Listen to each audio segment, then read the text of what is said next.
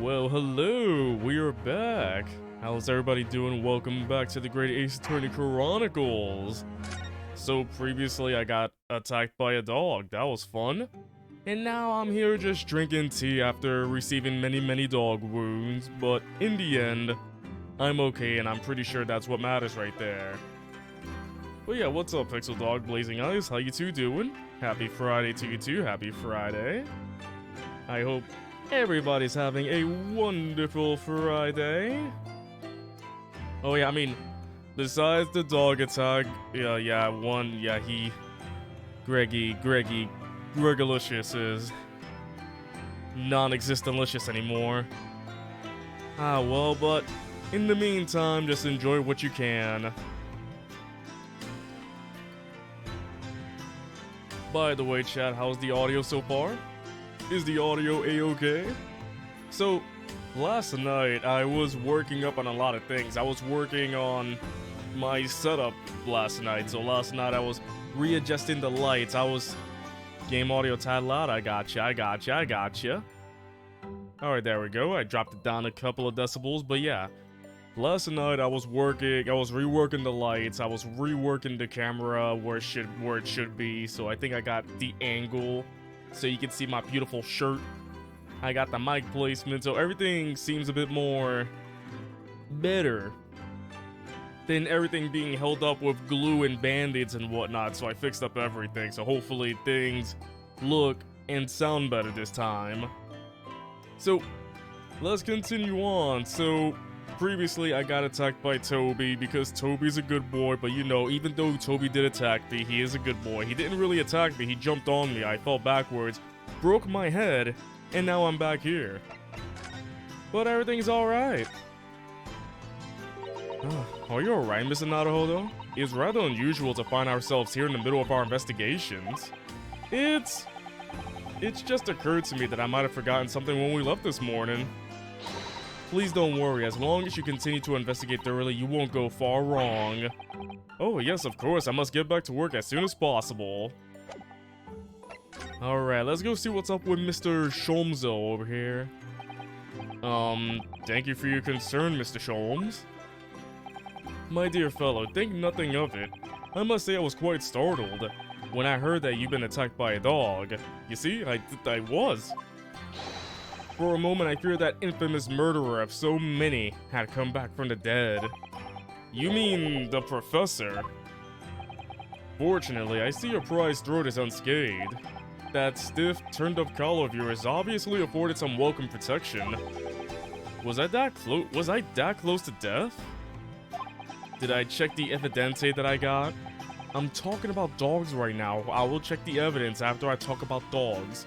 Dogs first, evidence second. And I really remember, all I really remember is the dog licking my face over and over and over again. Well, if you wish to avoid such troubles in the future, a little mustard spread on a cheek should do the trick. Is he telling me? I think that would balance the sweetness of your bandage rather splendidly. To put mustard on my cheeks and the dog might avoid that. So let's see. We did see the papers. We did check out the trunk and we found out there's a scratch right there, blood right there. And when we checked inside, it included his papers. He came with this sheet of paper, which is his passport.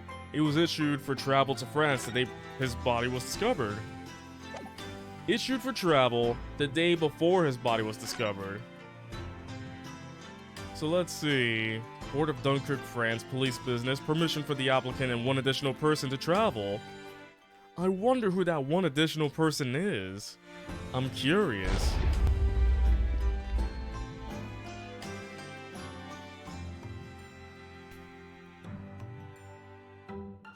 I wasn't using the explosion to drink my tea, no. I'm just chugging my tea over here.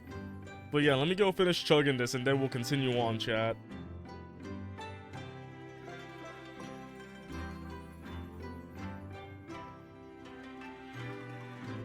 Oh. Sometimes you need a good cup of tea. The tea bag touched my nose, and I'm like, ah, bag wetness. When you got to this point, you actually forgot to check the trunk because Toby attacked and distracted you. Yeah, it distracted you, but as soon as I saw the trunk, I'm like, I'm not letting the dog kill me. I am fine. I am fine, though. So let's see. Let's go down to the suite. Let's see how Iris is doing. Because remember, last time, when we went to Dr. Sip's office, we realized that a couple of years ago, there were important documents that were taken away by Sholmes and Iris. And as soon as we found that out, she dipped. She dipped on us. Alex Tool, welcome to the stream. I don't play Jackbox anymore, so sorry, no can do. What is going?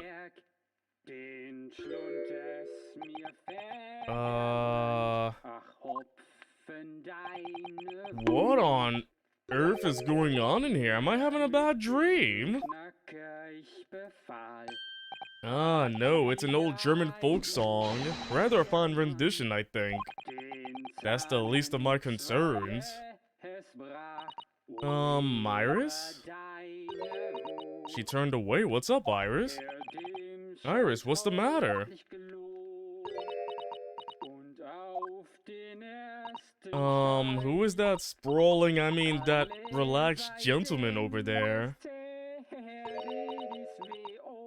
Yeah, we just came down here. I got a concussion, woke up with a bandage over my head, and now I come down here, hearing German music and a guy sprawled on the couch. Iris, is she even listening? Excuse me, sir. I do apologize for troubling you whilst you're singing so merrily, but would you be so kind enough to explain the situation? I don't think it's... Well, that worked. A crooning gentleman and a mute young girl, a rather tantalizing juxtaposition. And one that appears to have incited the gods of deduction within me to find their voices too. Oh, Mr. Sholmes, do you mean... Is it time for the extravaganza? The strains of reasoning within me are playing now as a delightful duet. One melody sings of a reunion full of nostalgia, whilst the other is a morose theme about the great secret you're trying so desperately to conceal, Iris.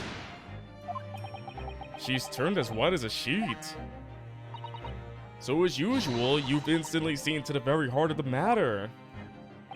And by the time my own brief performance is over, I feel sure this gentleman's song will reach its finale.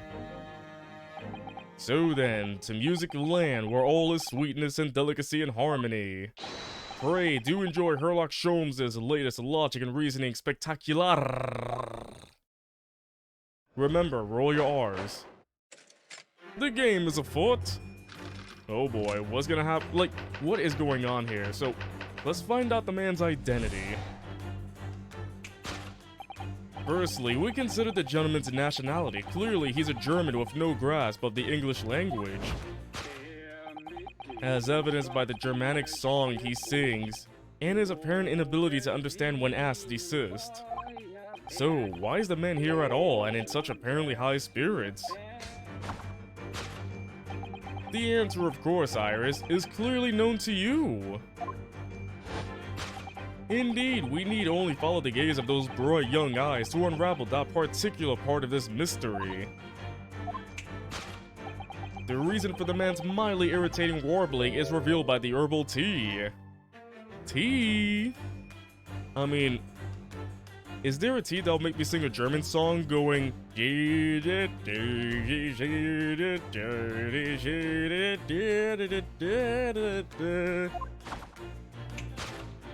You obviously offered our German guest a cup of your latest herbal blend. I didn't do it. The camera's over here. I didn't do it. By the way, just to make sure, chat, has the audio been okay so far? No issues at all? The tea's delectable flavor has made the man's spirit soar. and resulted in this joyful ditty tumbling incessantly from his lips. I eagerly await sampling the flavor myself that I may join the fellow in a state of elation. Now to the next question. Who exactly is this gentleman availing himself so thoroughly of the settee?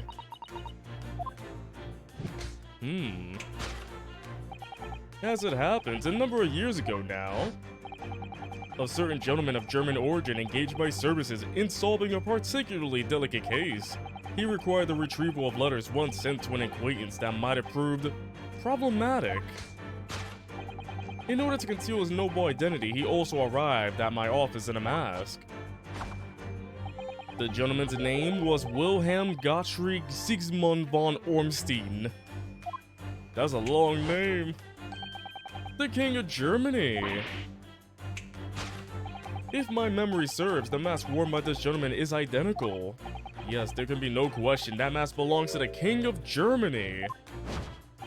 It would appear that His Majesty remembers the fine service I afforded him, and has decided to show his face again, mask and all, in order to express his gratitude. A well-mannered monarch indeed, wouldn't you agree, my dear fellow? So, the identity of this masked visitor is in fact my former client, the King of Hermane. Indeed, his son is currently in London as well, enjoying the wonders of the Great Exhibition. The King of Germany. Can you tell me what his name is, Sholmes? I don't know his name. His name is the King of Germany, though. First name King, middle of, last name Germany. Which leaves us with one remaining imponderable. Yes, you, young Iris. Hold on a second.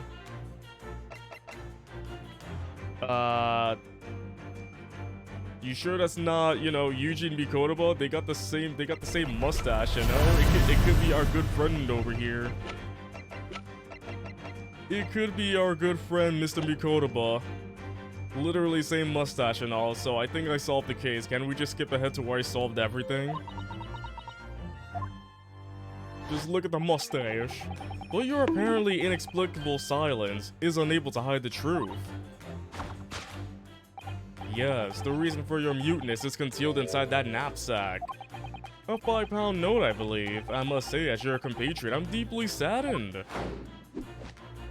It would appear that you've allowed yourself to be bribed into silence by His Royal Highness, earning yourself some spending money in exchange for keeping quiet about the king's secret. And now, the final piece of the puzzle. What is this secret you strive to hide with your silence, Iris?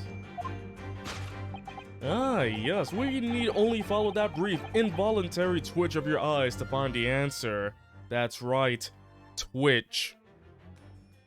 Now moving to YouTube Gaming in a couple of months. That's right, I'm moving to you. You were attempting to abscond with that coffee cup. My favorite coffee cup, in fact. The one with the rhinestones, or should I say the handle of my favorite coffee cup? The one with the rhinestones, the bedazzled coffee cup. It appears that His High-Spirited Highness broke it in the midst of his hijinks. Which leads us to the sad truth. My favorite coffee cup has been broken by the King of Germany, and Iris, you try to conceal it from me.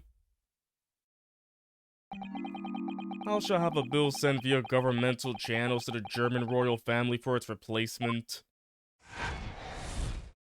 Imagine we solved everything and he's like, but I just sent the bill to the government about my coffee cup.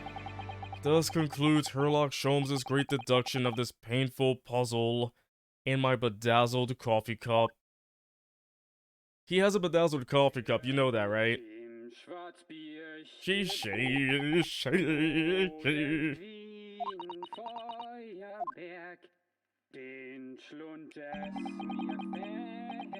With your silence as well, the fellow jovial warbling rather rings in the ears, does it not? Mr. Sholmes, I must say something does rather trouble me. Pray, Monsieur Sato, do tell. His Royal Highness doesn't appear to have moved a muscle since we arrived. Ah. And you haven't said a word either, Iris. If Mr. Sholmes has it all right, you might as well own up to it now. Shocker, he's wrong. I'm shocked. Your reasoning isn't entirely without substance, I must admit. And one other thing, Mr. Sholmes.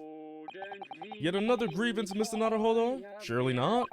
Well, I actually read the story of that case recently, the one you were just describing. And according to that at least, it wasn't the King of Germany, it was the King of Bohemia. Goodness, was it? Yes, that's quite true. Master Gotz, the prince, testified to that in court.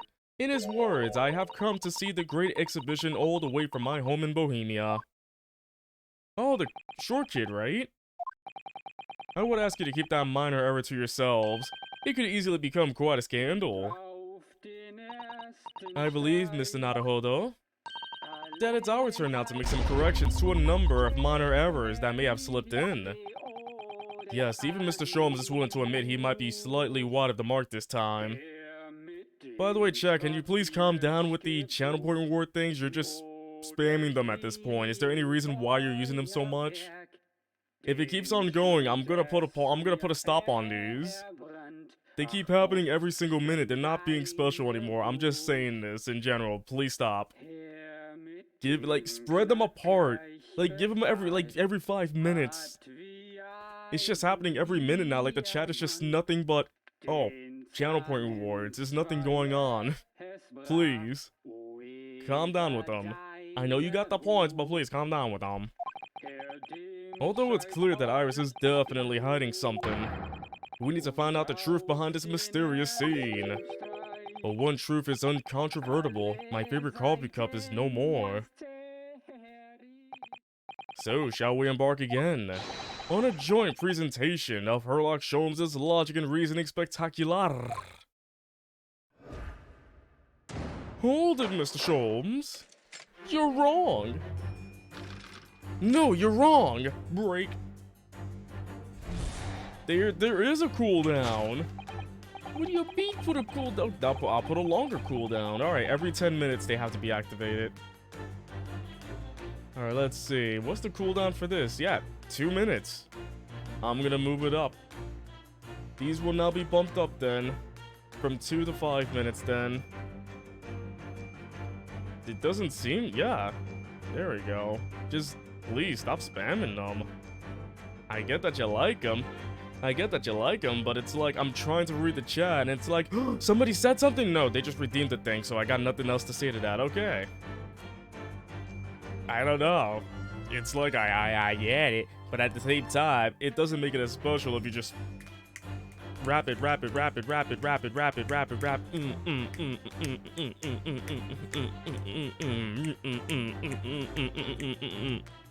Don't know where I was going with that, but dang, it's getting hot. Alright. Firstly, we consider the gentleman's nationality. Clearly he's a German with no grasp of the English language. And as evidenced by the dramatic song he sings and his apparent inability to understand when asked to desist. So, why is the man here at all, and in such apparently high spirits? The answer, of course, Iris, is clearly known to you. Indeed, we need only follow the gaze of those bright young eyes to unravel that particular part of this mystery. The reason for the man's mildly irritating warbling is revealed by the herbal tea. So what, it's some mix of herbs that gives you the urge to sing? Goodness, I should like to try some. And I like to hear you singing, but this man, just how long does he intend to keep up with that tune, do you suppose? As I said, he's been stock still the entire time. And if you look closely, his lips aren't moving either. Ah, so I'm not sure what's actually responsible for the spirited singing. But I suss the answer lies at the end of Iris's gaze.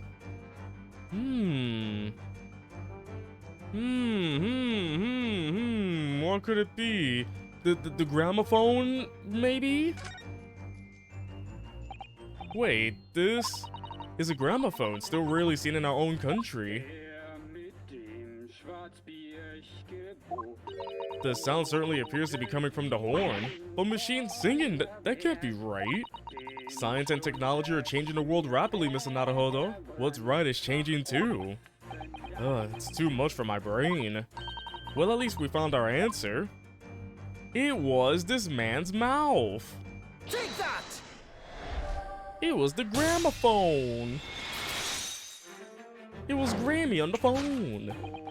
The reason for the man's mildly irritating warblings revealed by the gramophone. Indeed. Why did he pop up like a YouTuber? What's up, my fellow YouTubers? It's your boy, Herlock. Indeed, for no well-bred gentleman will break into an obscure folk song when making a social call. In other words, this gentleman isn't singing at all. In fact, it would appear that the fellow is unconscious. Oh, it ended?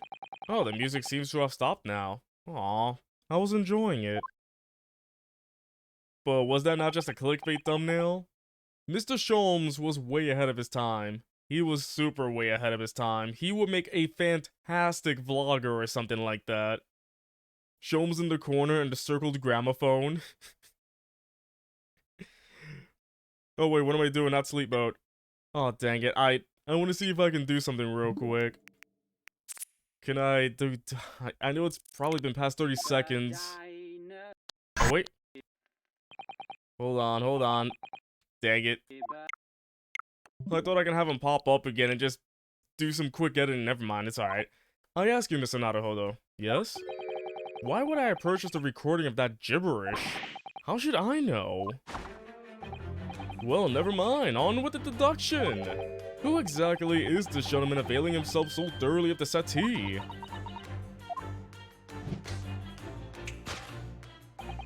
As it happens, a number of years ago now, Mr. Sholmes' greatest deduction, real.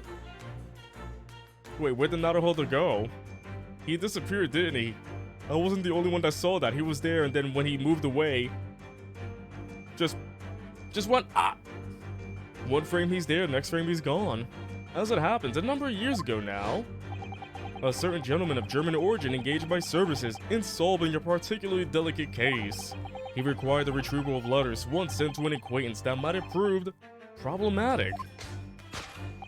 In order to conceal his noble identity, he also arrived at my office in a mask.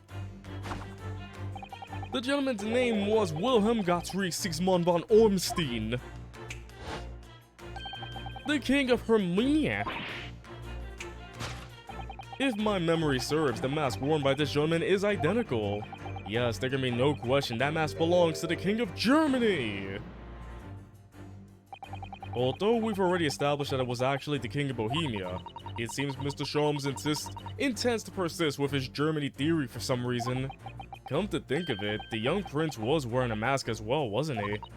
Master Gotts, the boy whom you had in tears? Don't remind me. Or anyone else. Do you suppose all members of the aristocracy of mainland Europe wears masks? I'm sure they do. Well, probably anyway. The point is, that mask doesn't belong to any king. No, that's right, as we well know. Because we can identify the true owner of this mask. It's gotta be Mr. Eugene Mikotoba, right? Take that! Oh, the mustache really blocked me off, didn't it? Who? I just thought this might be the mask's true owner, but not as far as I'm aware. The mustache drew me off, though. Now remind me, who are you again? Sorry?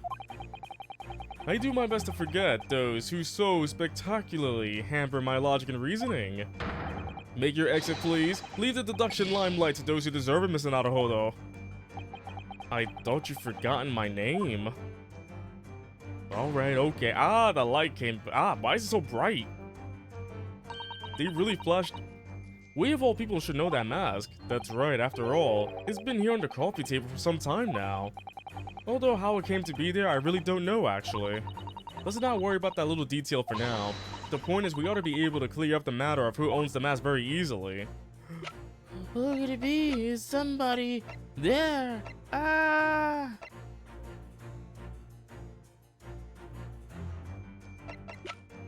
Did I really forget? Like, who else could it be? Oh, this is embarrassing. Don't say Pixel every time you say Pixel. Pixel. Pixel. Pixel. Who is that? Dang.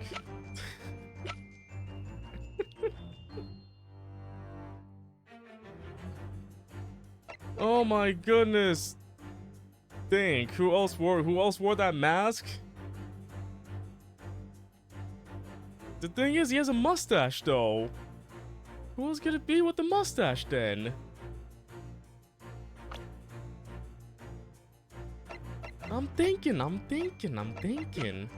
That doesn't matter. The mustache does not matter. Who else wore that mask? Okay, fine. It was freaking... The mask doesn't need a mustache. Okay, fine. It was freaking Kazuma Sogi. Like I said, the mustache threw me off. The mustache really threw me off. Yes, there can be no question. That mask belongs to Kazuma Asogi. In other words, my memory is sublimely unreliable. Only you could try to make that sound positive. Kazuma's mask has been languishing on his metal chest for several days, though that doesn't explain why the gentleman is wearing it now. But isn't now a simple matter to determine our guest's true identity? Oh wait, was it asked? Oh wait, I probably misread the question. It was probably asking who the owner of the mask is, not who that person is. I misread the question. Like I said, my brain don't work 50% of the time. And that was the 50% where it didn't work. Okay, I got...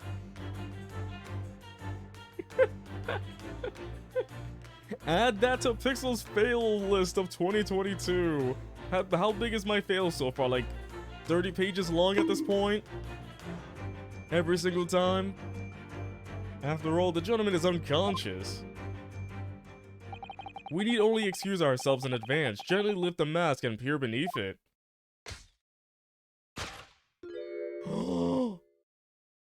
It's a man. I don't believe it. Ah! Father! I'm afraid, Miss Usato, you must be No! I think not, Mr. Sholmes. I'm stepping in. Then it would appear our logic and reasoning has once again revealed the truth. There's a mysterious visitor.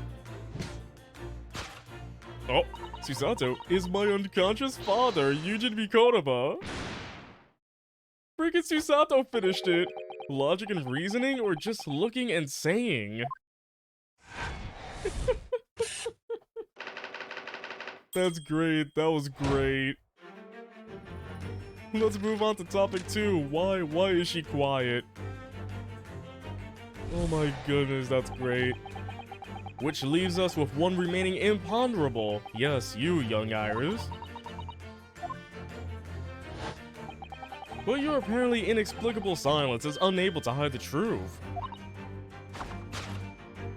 Yes, the reason for your muteness is concealed inside that knapsack.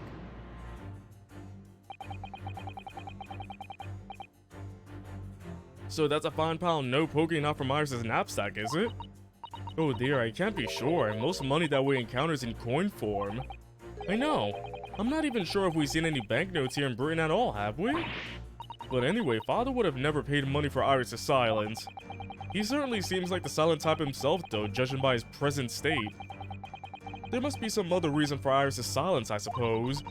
Perhaps what Iris is trying so hard not to give away with her eyes is something entirely different.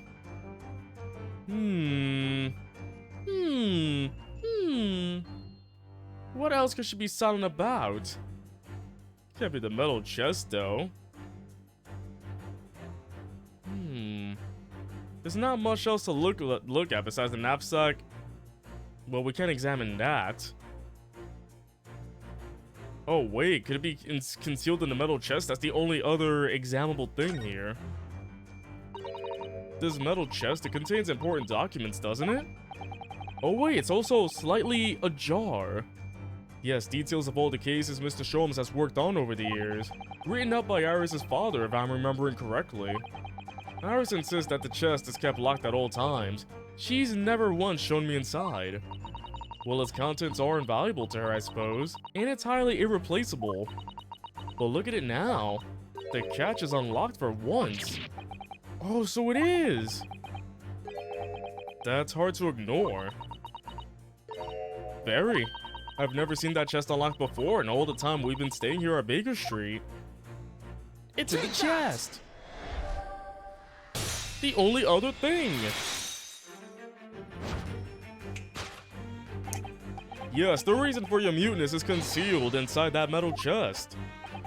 An excellent observation, for upon closer inspection, there is something different about the chest's appearance. It's kept locked at all times, yet now the catch is open. Evidently, this has something to do with your refusal to speak, Iris. But it's a simple enough matter to incite you to speak, I'm sure. I merely need to open this chest. Wait, he's actually opening it. Oh. Here we go. No! Hurley, don't! Oh! Oh!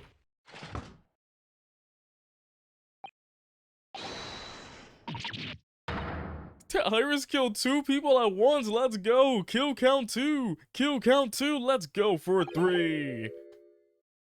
He's dead. Never. Oh, Hurley. I told you not to open it. Ah, so you found your voice now, Iris. So what did she do? She really rigged that thing like Home Alone style. Like there were burglars coming in. Boing. That was nuts. Ah, so you found your voice now, Iris. Ah! In other words, what just happened clearly reveals the truth here. Yes, the real reason for your silence until now is... This is somewhat different to the usual dance of deduction you perform with Mr. Sholmes, isn't it? Well, he's left me alone on the ballroom floor, so I'm gonna have to dance this next part solo. And anyway, I need to get to the bottom of this, for my own peace of mind. I have to finish this myself. Mr. Sholmes, my dance partner, is gone. Now then, Iris isn't usually the silent type, so... You mean you don't actually know the answer yet? Despite that knowing point of the finger before? Miss Usato, sometimes a man needs to point his finger first and think later. Oh, well, if you say so. I think we better examine Iris more closely and try to rescue the situation then. I have to... Oh, key.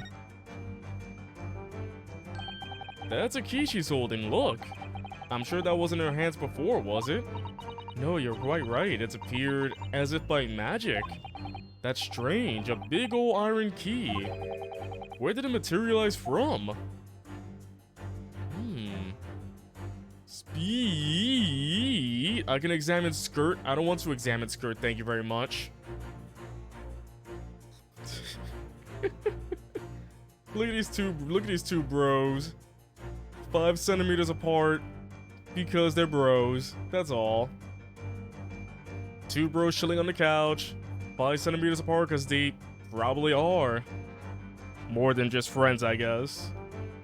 That is a very interesting image. This is an out of context question right here. What if you just showed this to somebody who has never played Ace Attorney before and said, hey, this is the reason why you should play Ace Attorney. I know this doesn't tell you anything, but this is a good reason why you should play Ace Attorney. This picture will explain everything.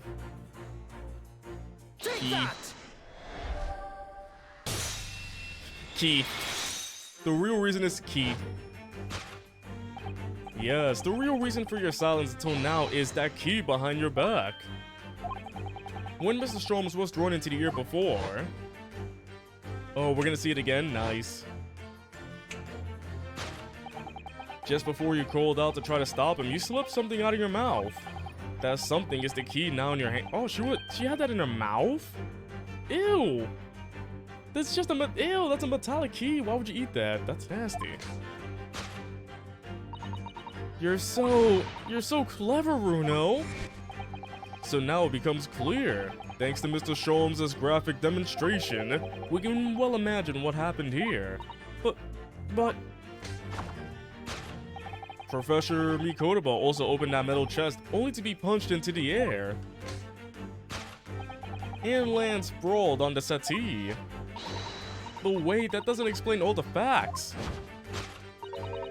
What about the stylish scarf and the cup of tea? And above all, why would he be wearing Kazuma-sama's mask?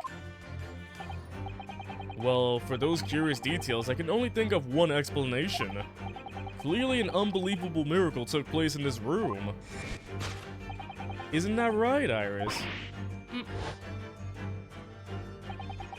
Consider how the room was arranged before this whole painful experience took place. When Mikotoba opened the chest, completely unaware of what awaited him inside, the mask was flung into the air just as he was, only to land neatly on his face when it fell back down. And the teacup's journey through the air ended when it caught on the unconscious professor's finger. Oh, that makes sense. You mean to say that the stylish scarf is actually just a tablecloth? This is the great detective's office after all. I'll play some miraculous deductions. Oh, Susato's in it too! Aww. Would you expect anything less? Susato sounds like, oh wait, I'm here too? Okay, oh, dancing time! That's cute. Yes, you're right. It happened exactly as you said. Brilliant, Bruno! Thus concludes Ryunosuke Naruhodo's great deduction of this punchy puzzle. Herlock wakes up. No, no! So then, why don't I make a fresh pot of tea for us all? Objection! Oh. Dang, he woke up quick. Like, friggin' Susato's father still knocked out. Sholmes woke up like that. An admirable performance, Mr. Naruhodo. But in the final act of the show there, you rather missed everything of importance. Mr. Sholmes, if you would cast your mind back to my earlier deduction. Iris, clearly you're hiding a great secret. It's still going on. There's more. Ah, she is? From the look on her face. Mr. Sholmes must be right. Whatever that great secret is, the cat isn't out of the bag yet. So I put it to you again. You were attempting to abscond with that coffee cup. It really is a shame about Mr. Sholmes' cup. It must have been smashed when Professor Mikotoba opened the chest. Oh dear, so many things seem to have been broken here. But now that the deduction has taken a different direction, Iris doesn't seem to be trying to hide the broken cup anymore. In other words, her great secret is something else. Let's put our observation skills to work here one final time then. Oh, what bigger secret do we have?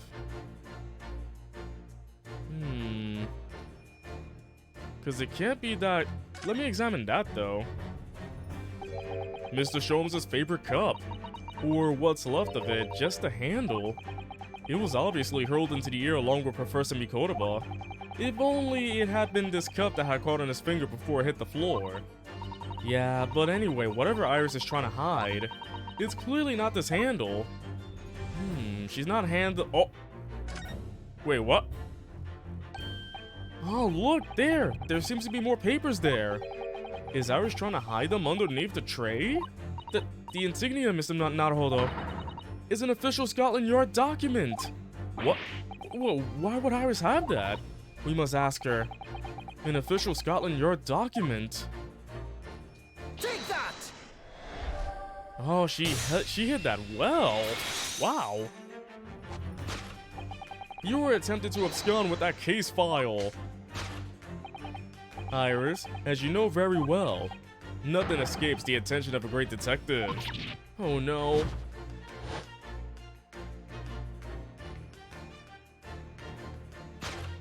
Oh, we visited Scotland Yard's autopsy lab earlier today. Whoa. Nice. Okay, I like that. And Dr. Gorey informed us that the autopsy report of Clint Van Zieks has gone missing. Clint Van Zieks? Yes, I do seem to recall. that some years ago I asked to see the report in question. You were with me, weren't you, Iris?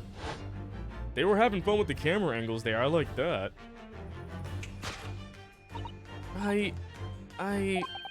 You mean it was you, Iris? So those papers you have there are... I'm sorry. Oh, forgive me! Oh, put that picture away. Why do we... No, I don't want to see her cry. Come on. I feel like a tool. We completed it, but at what cost? We made her cry. I'm a monster now. I'm a heartless monster. In truth, I would like to have thought I could have predicted the booby-trapped chest. But it caught me completely off guard. I was very nearly the late consultant detective Herlock Sholmes. I'm sorry, Hurley. So you mean this autopsy report really is? Yes, I took it from the lab, even though I knew it was very important. Was there something in it that troubled you, Iris? Not exactly something that troubled me. Something I've been looking for. When I saw this report, when I saw the writing in it, I knew it was Daddy. Oh! Oh. The writing? Your father's writing? What do you really mean? Iris? It must be something that's hard for her to talk about. Forgive me for interrupting, my dear fellows. Mr. Sholmes, what is it?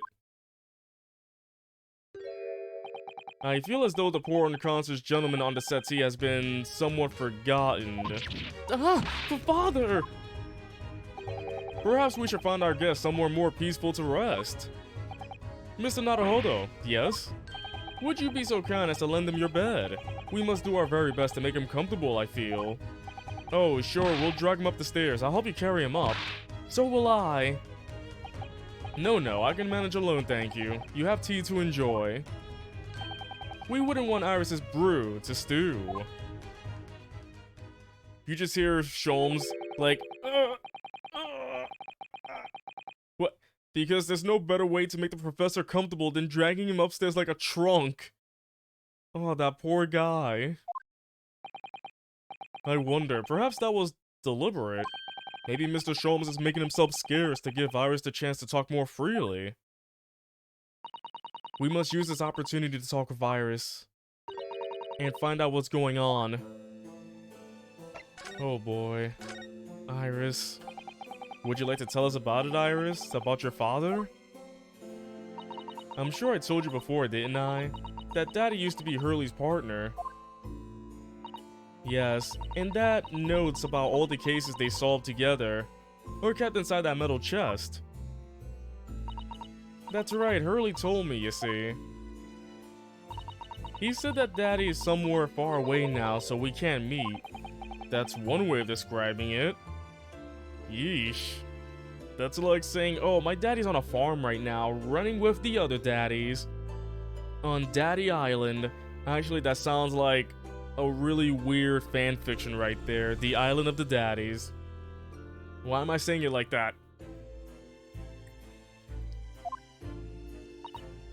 Then, when I secretly unlocked the chest and read through the papers inside, I started to build up a picture in my head of what Daddy must be like. Well, that's only natural. You're just like any other girl of your age. I read that Daddy was a professor of medical science, so I studied and took my degree too. Well, that's only natural, I suppose. So I got my degree, and yeah, just like any other... How old is she again? Just like any other 10-year-old would do. Any other 10-year-old would do. In that respect, you're not quite like any other girl of your age though. So quirky. But there was one thing that I could never find out. Daddy's name. Oh. His name wasn't anywhere on any of the notes that he made about his work with Hurley. But then one day, that's what happened, is it? When you saw this autopsy report, you finally managed to work it out. Is that right? Yes. So it was the handwriting in the report that caught her eye. When I saw the writing on that report, I could hardly believe it. I know that handwriting, I thought to myself. Because it was the same as the writing you'd seen on your father's case notes? Exactly. I was desperate to compare the two properly. I needed to see them side by side. I asked the doctor in the lab, but I was told I couldn't take the report away. And even worse, I was told that was the first and last time we've been allowed to even look at it there. So he decided to steal it. When I compared the autopsy report with the case notes I had here, there was no doubt. The handwriting was exactly the same. It was Daddy's. And the signature of the coroner at the bottom of the autopsy report read Dr. John H. Wilson. So that's how I finally found out. I learned Daddy's name at last. I see. Ever since then, I've called myself Iris Wilson. And that's also when I had the brilliant idea of writing stories all about Daddy's exciting times with Hurley. I decided there and then that I write the adventures of Sherlock Sholmes. Oh, Iris, I had no idea the stories had quite such a deep personal significance for you. I can see why the autopsy report was so important to her now. And why she was prepared to break the law to get her hands on it. Aww. I must apologize, Iris. This is really all my fault. Hurley? I made a promise, you see, that until the time was right, I'd keep the details about your father a secret. I know, I've been very naughty. I'll take the autopsy report back to Dr. Gorey and apologize, I promise. Yes, we'll go together, I think. Then, let me look after it for you until we get there.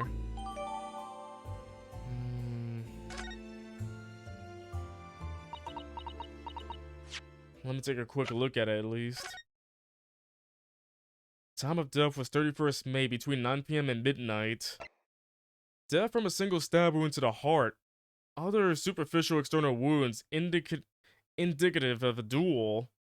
Recent scarlet ink stains visible on the little and writing fingers of the right hand, but no dock and corresponding ink was found. Vital evidence recovered from the victim's stomach during autopsy. Credit to Inspector Gregson for petitioning so doggedly for the autopsy procedure. No internal trauma noted anywhere in the body. Interesting. I must go and water my herbs, I think. I'll see you all later. Aww. Poor Iris. She must be feeling awful. I know Mr. Sholmes is here for her, but still. Ah! What?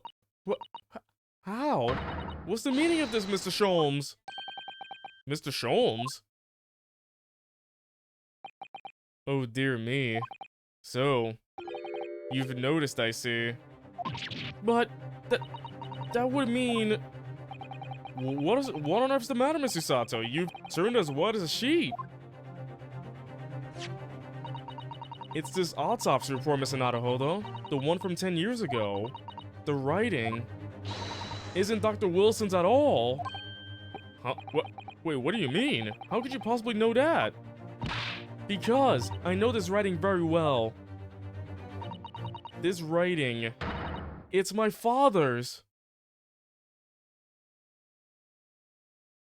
What? What? Professor Mikotoba's? Indeed. It's true. And now you know, my dear fellows. No, I don't know anything. What on earth does this all mean, Mr. Sholmes? Because the idea that's slowly forming in my mind is just too extraordinary to believe. Please, you have to explain. Yeah, what is going on? So, this report was actually penned by Professor Mikotoba then? But that makes no sense, it's not possible, surely. Not possible? My dear fellow, pray, take a deep breath and think again. Yes, you're right. In some ways, it actually makes a great deal of sense. It does? 10 years ago is when Father returned to Japan after his extended study tour in Britain. And prior to his return, where was Dr. Mikotoba engaged? Of course, he was an assistant in Dr. Wilson's lab learning about forensic science. And as an assistant, he would have aided with the dissection work, making detailed notes, which would be assembled into the full autopsy report. Once the work was complete, the head coroner would check the contents and put his signature on the document. In other words, the only writing of Dr. Wilson's in the report would be his signature at the end. I see. So Iris got the wrong end. Iris got the wrong end of the stick, you mean? She saw that and assumed the whole report had been written by Dr. John H. Wilson. Which is very understandable, of course. What a complicated situation. I mean, to be honest, when that came up, I was thinking about a whole different thing. I was gonna be like, for some reason, in my mind, I really just thought, wait, 10 years ago, was Mikotoba? Did you just have... It just makes it sound like that in the end, it was gonna make that, oh yeah, Iris is his other daughter, like that'd be a crazier thing right there if it turned out that way, but okay, it didn't turn out that way though. I just thought it was gonna be like a second daughter thing, like, oh, Mikotoba's been going around. Thinking about it, most of what we know about you, Mr. Sholmes, comes from the published stories of your exploits. Yes, the adventures of Herlock Sholmes, written by Iris. And we really have no way of knowing what's fact and what's fiction. Most troubling for you, my dear fellow, I'm sure. So what about this supposed partner of yours? Did he really exist or not? Ah, you've come straight to the point, I see. And please come straight to the answer. I believe Iris explained it in one of her installments. He was a trusted comrade and the only person I could truly have called a friend. And did this partner of yours truly make a record of all your cases? Are his notes really stored inside that metal chest? Absolutely, my dear madam. Absolutely. So, where's your partner now? We rarely meet. You see, he lives on the other side of the world. But if this autopsy report and the records of all your old cases were penned by the same hand, and if the autopsy report was written, though not signed, by your famous partner, there would be only one logical conclusion. Pray, impress me. Your partner would have to be Yujin Mikotoba. In other words, Miss Usato's father. Upon my word, Mr. Naruhodo. Yes? You are coming along wonderfully. You have hit upon the method at last. You finally grasped the art of deduction. You mean to say... Allow me to introduce you to my great friend and partner, Mikotoba. What is going on here? Holy flip!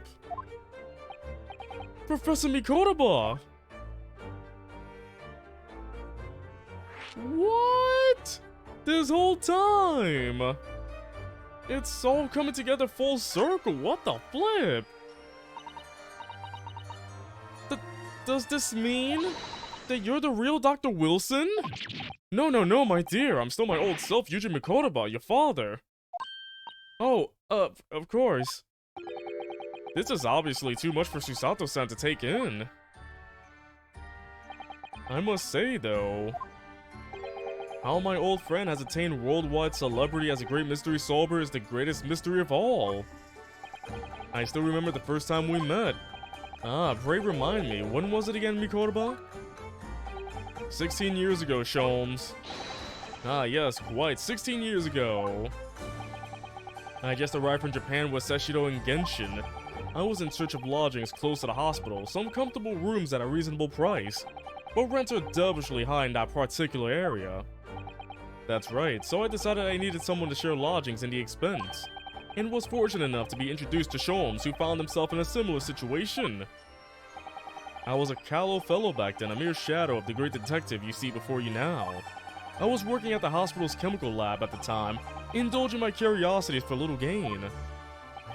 And the situation of our cohabitation led to us pursuing cases together, you see. Hard to believe, it was a mere 6 years. We had a great many adventures. But in the last year Mikotoba stayed in Britain, that most infamous of cases presented itself. The case with which you become rather familiar yourselves with, the Professor killings. After the trial, Seshido and I were summoned back home. Hardly surprising, given the circumstances. So there you have it. And as you know, all the details recorded by my trusty chronicler remain in that metal chest. This is just amazing. Professor Mikotoba really is Mr. Sholmes' famous partner. Susato? Father. Goodness, my dear, what a cunning look. As your daughter, I'm very proud to learn that you were the great detective's great partner. But nevertheless, there's another mystery that I really must ask you to explain now. And that is? You know very well what it is. The unresolved matter of Iris' father. Of course, I almost forgot about that one. I should have seen this coming, I suppose. Oh boy. Iris told us that all the notes about the great detective's adventures that are in that metal chest were written by her father. Isn't that correct, Mr. Sholmes? That is indeed what I told young Iris. But if you're Mr. Sholmes' partner, father, and you wrote all those case notes, then Iris' father must be you.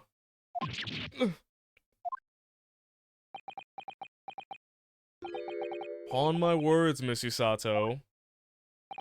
You're coming along wonderfully as well. You two have hit upon the method at last? You finally grasped the art of deduction? What you've always told me, father, is that my mother died when I was born 16 years ago, and you left me in grandmother's care whilst you embarked on your study tour of Britain. And I've always accepted that. But all this about Iris. Oh, there it is, Usato-san's ice-cold stare. No, hold on a minute. It was very complicated. I mean, no, it's not really what you think. Then perhaps you'd like to explain exactly what it is.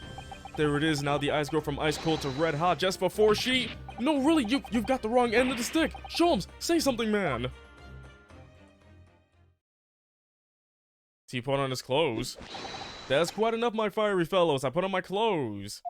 Mr. Sholmes, when did he get all dressed up? Whilst I don't like to interrupt this exciting exploration of the past, Mikotoba and I have an urgent matter that requires a short excursion.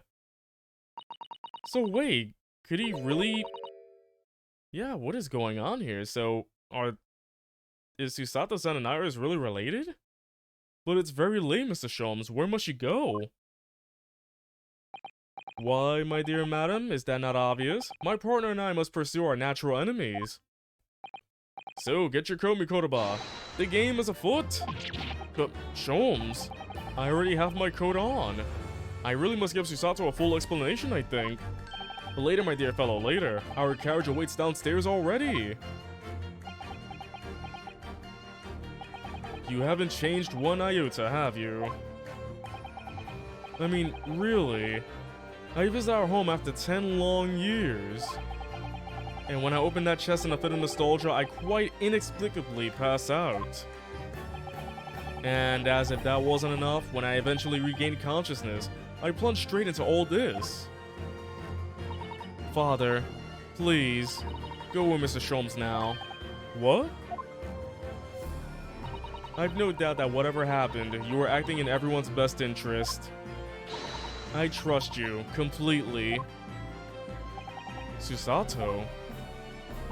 And sending the great detective and his great partner off on renewed adventures together is more than I could have hoped for in my wildest dreams.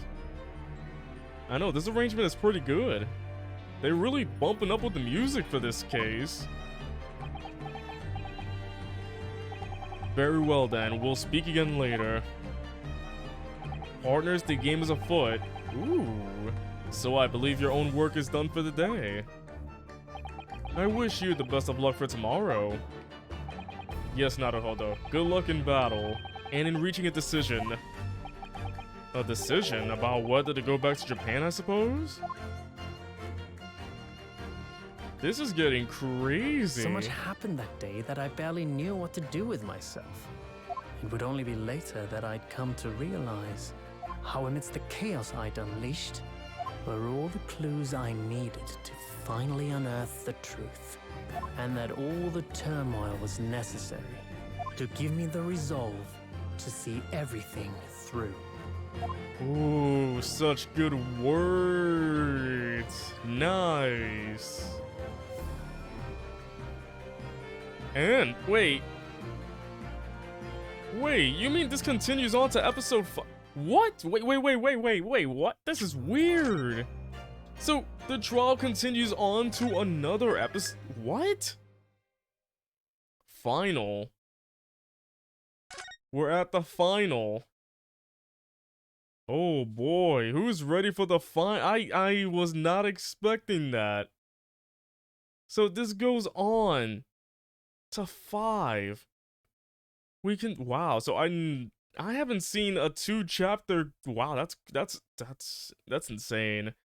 Alright, so you know what I'm gonna do? I'm gonna take a small break, but not without playing this amazing theme now that we heard of it. Take a couple of minutes for a break and we'll be right back.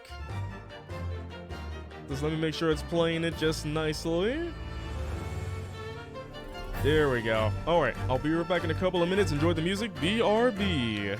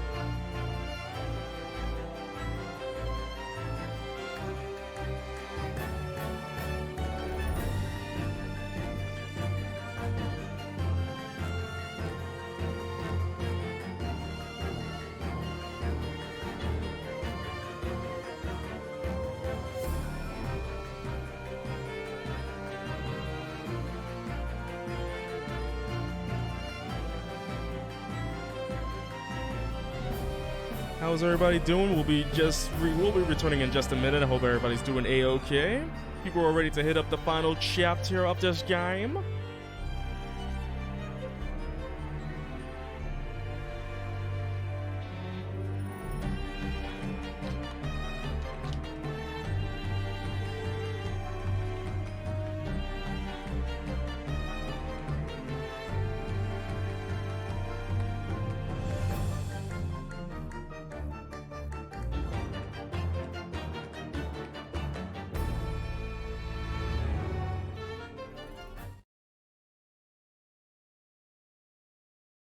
Alright, we should be back. How's everybody doing? Welcome back. Alright, after everything that's happened in that episode, we are ready to move on with the resolve of Ryunosuke Naruhodo. The final episode of the Great Ace Attorney Chronicles. After we finish this will be the end of everything. Also, I love how plain it is. Everything's got like their own illustration, then this one's all... That's it.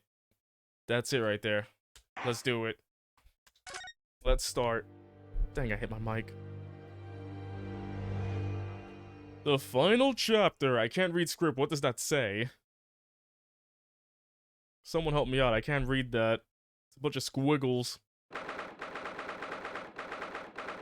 Let's do it. This is it. The start of the end.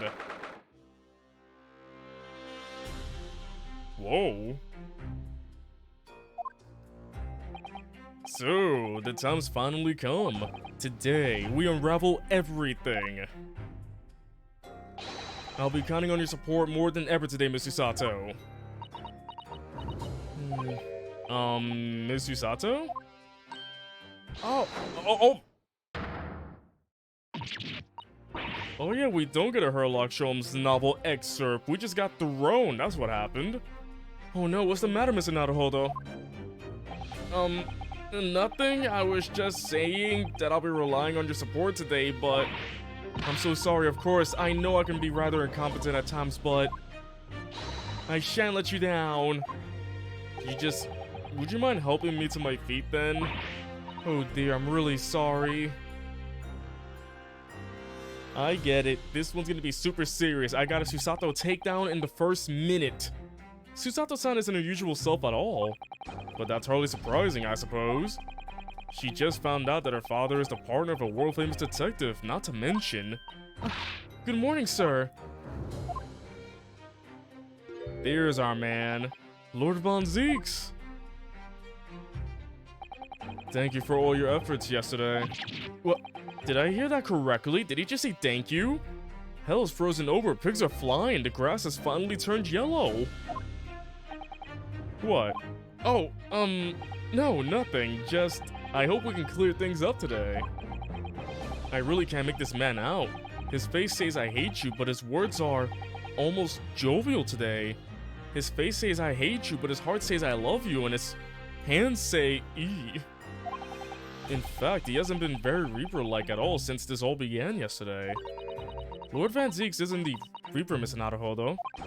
Good point. The Reaper? I suppose in hindsight... Hold on, can I just check my evidence real quick? Okay, it's all the same. Imagine starting the 5th episode right away, and you start with all of this, and you're like... What is all this? I shouldn't have allowed that misconception to go unchallenged. Huh?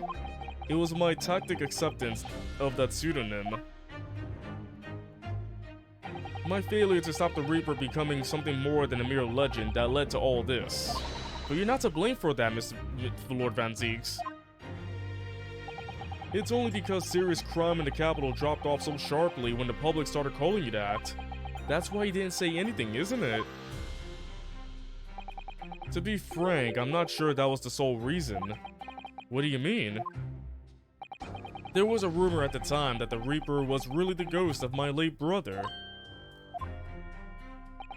Dad having been slain by that evil killer, Clint's restless spirit returned as some sort of demigod. To wield a deadly blade of justice where I, by dint of law, could not. Yes, we've heard that story too. when I lost him.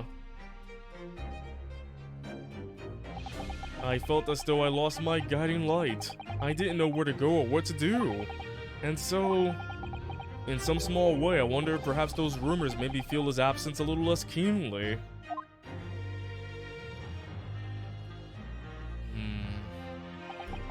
Even if I knew it was just an illusion, just some nonsense conjured up by an over-imaginative public. He was obviously extremely important to you. Lord Clint Von Zeeks. Well, what's important now is uncovering the truth. That's all that matters.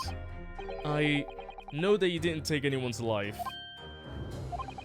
And I intend to prove that beyond a shadow of a doubt in court today. I never thought I'd say this, but I can see it in your eyes. That burning desire to cut through all the lies and deception. I can't deny it any longer. You are a lawyer of absolute integrity. Thank you. He respects me. Now tell me, why do I detect the scent of expensive tea leaves in the air? It's Iris. Oh, Iris, when did you get here? Oh. I brought you one of my special blends. Hurley loves it. He says it helps him to clear his head. I thank you. Oh. That's surely the first and last time I'll ever see a sight like this. You seem different today, Iris. Oh? Sort of. Subdued, I suppose. I am not. What happened yesterday is obviously still playing on her mind a lot. She's clearly very troubled about having stolen that autopsy report from Dr. Sip's lab. Alright then, good luck to you both. I'll have to make a move now. Oh, you're not staying? I thought you want to watch today's proceedings. Well, I like to cheer you on, obviously. But I've got lots to get ready. Get ready for what? Oh, yes. Would you take this? Aww. Is that a Detective Bunny doll? Isn't that one of the little felt dolls that's usually dangling from your knapsack? Are we finishing? Probably not today. I can't stream for too long today, Citrix. Not today. Yes, it's a Lucky Charm, a little Hurley that I made once. A Hurley? It looks more like a Hairley to me. If for some reason you completely run out of options in the trial today, then just pull this little Hurley's ears as hard as you possibly can. What? Pull his ears? That's right, it's a way to bring good luck. I think you might need it. A Lucky Charm. I've been told to tug its ears if I run out of options. Oh no, I'm about to lose. Wait, this is a grenade. When in doubt, just pull the ears, throw the charm, and see some magic. Aww, look, it's so cute though. Aww. Okay, I want this. Where is this being sold right now? I want this. What a charming little rabbity version of Mr. Sholmes. Do you suppose this is how Iris sees him? Are you alright, Mr. Naruhodo? Your eyes are veritably boring into the poor doll's ears. Oh, sorry, I was just wondering. What do you suppose would happen if I were to tug its ears with all my might right now? I'm sure that we'll find out when the time is right. To become a proper gentleman, you really must learn stoic patience. But I want to know! Shh! Ah! What was going on, Citrix? How's everybody doing in chat right now? Everybody good? Door movie? Have not seen it. I don't even have money for movies right now. I wish I can see movies. So, me watching the Door movie is gonna be on hold, so I hope it's good. Has anyone seen the Door movie yet, or if you're a fan of the Marvel movies, I mean. You think what we'll need is luck? I just sneaked a peek inside the courtroom, and it seems very different to normal. Yes, it would seem that a certain someone has decided to pull out all the stops. Wait, what does that mean? What about Mr. Sholmes, Iris? I don't know. He was out all night. He hadn't come home by the time I left this morning. Oh, I see. Was Professor Mikotoba out all night too, do you think, Mr. Sato? Yes, it would seem so. I telegrammed the hotel this morning. And apparently they didn't come back to their rooms last night at all. They? Father and Judge Jigoku, I mean. I haven't seen Jigoku in a while. What happened with him? That's right, nobody appears to have seen either of them since yesterday. Counsel for the defense and the defendant. Court is about to be in session. Please make your way inside the courtroom at once. Good luck then, Bruno. Good luck, Susie. Yes, thanks, Iris. And you, Mr. Reaper, I hope it goes well. Once again, I thank you for the delicious tea. It was very soothing. Oh, I'm so glad. We must go inside now, Lord Von Zieks. This is it. Let's go. Lord Von Zieks has always been the formidable prosecutor I've had to lock horns with in court. But not today. Today I battle with another in pursuit of the truth. My best friend, Kazuma Asogi, who I trust more than anyone else in the world. Now I understand what it was that drew me here to Britain all those months ago. Now I know what destiny had in store for me. It's all been leading up to this one day, to this one trial, to this one final reckoning, to this final clash trial. Just goes to Danganronpa. Alright, the Old Bailey courtroom, here we go. Looking mighty empty today. What the flip's the judge? That it feels even more oppressive in here than it did yesterday. There were cold stares piercing me like knives from all sides today. Mr. Naruhodo, look! What? Lord Strongheart? Why is he up there? Kazuma must have known beforehand.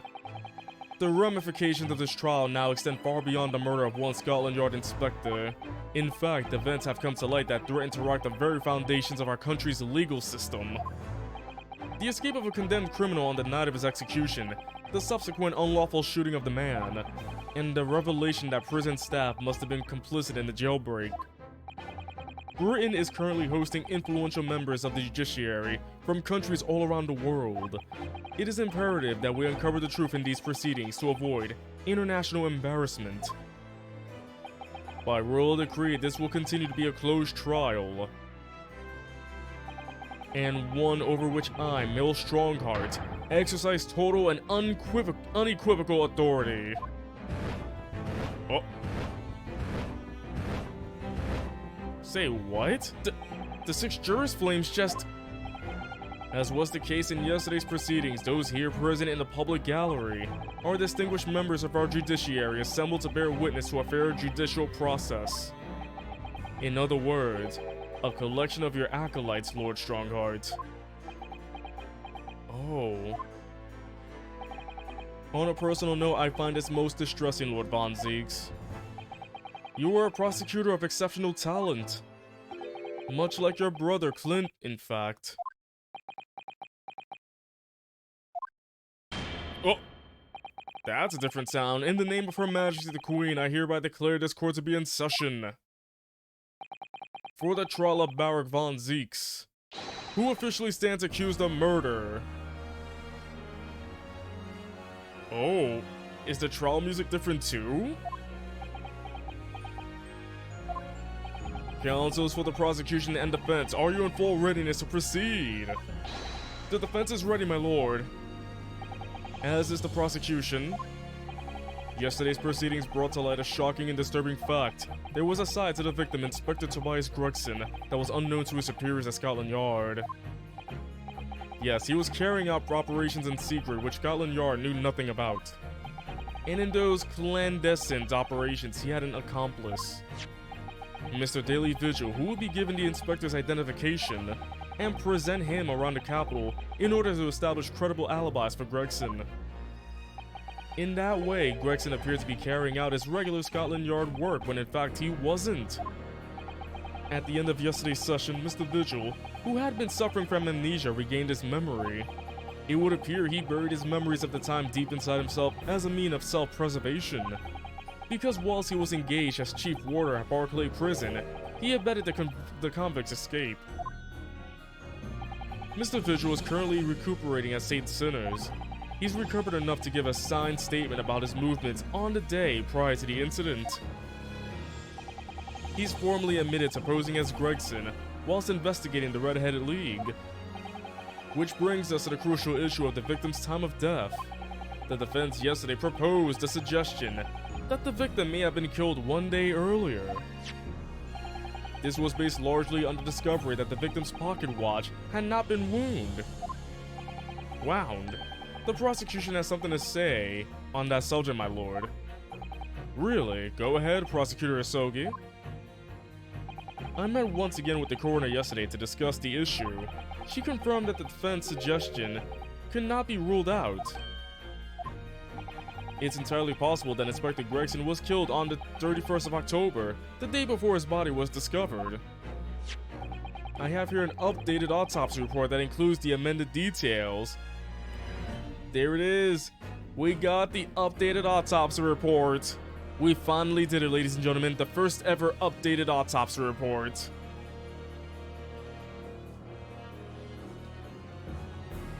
Beautiful.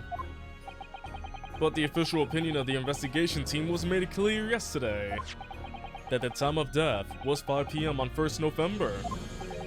There are indications of an attempt to disguise the real time of death, however. It seems that the natural decaying process of the victim's body may have been slowed by keeping it chilled. That's out of the question.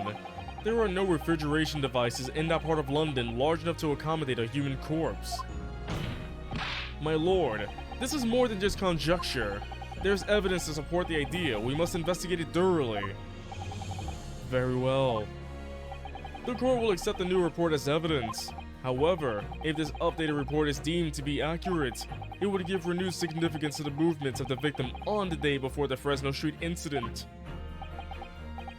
It would, yes. Yeah, the first ever in history, because this was the first, and then if you go forward in the future, Edgeworths would be the second. So, this game featured many firsts.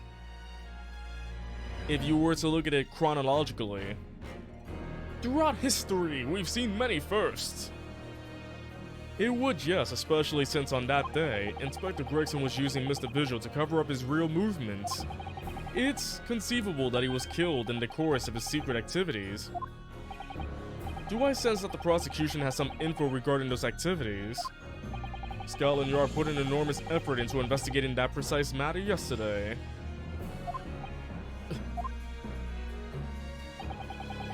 I think we should begin by and no one ever had updated autopsy reports in between? Not that we know of. Not that we know of. I think we should begin by presenting the results of that investigation work. So the prosecution calls its first witness now. Oh boy, who could it be? Gina. State your name and occupation for the court. Inspector Gina Lestrade reporting, representative of Scotland Yard. A self-conferred rank, but never mind. Gina? Again? Gina? Agina? What's your problem, Otto? What's with that Gina again look, eh? The boss meant the world to me. He done more for me than anyone else ever did. Oh, Inspector Gregson, you mean? He's got me out the back slums of the East End and took me under his wing. Told me that life can have a purpose. So that's why I'm the best person to be standing here speaking for him. Oh, Gina. Right, all out of the goodness of Gregson's heart. Not at all that he had his arm twisted by Mr. Sholmes. No.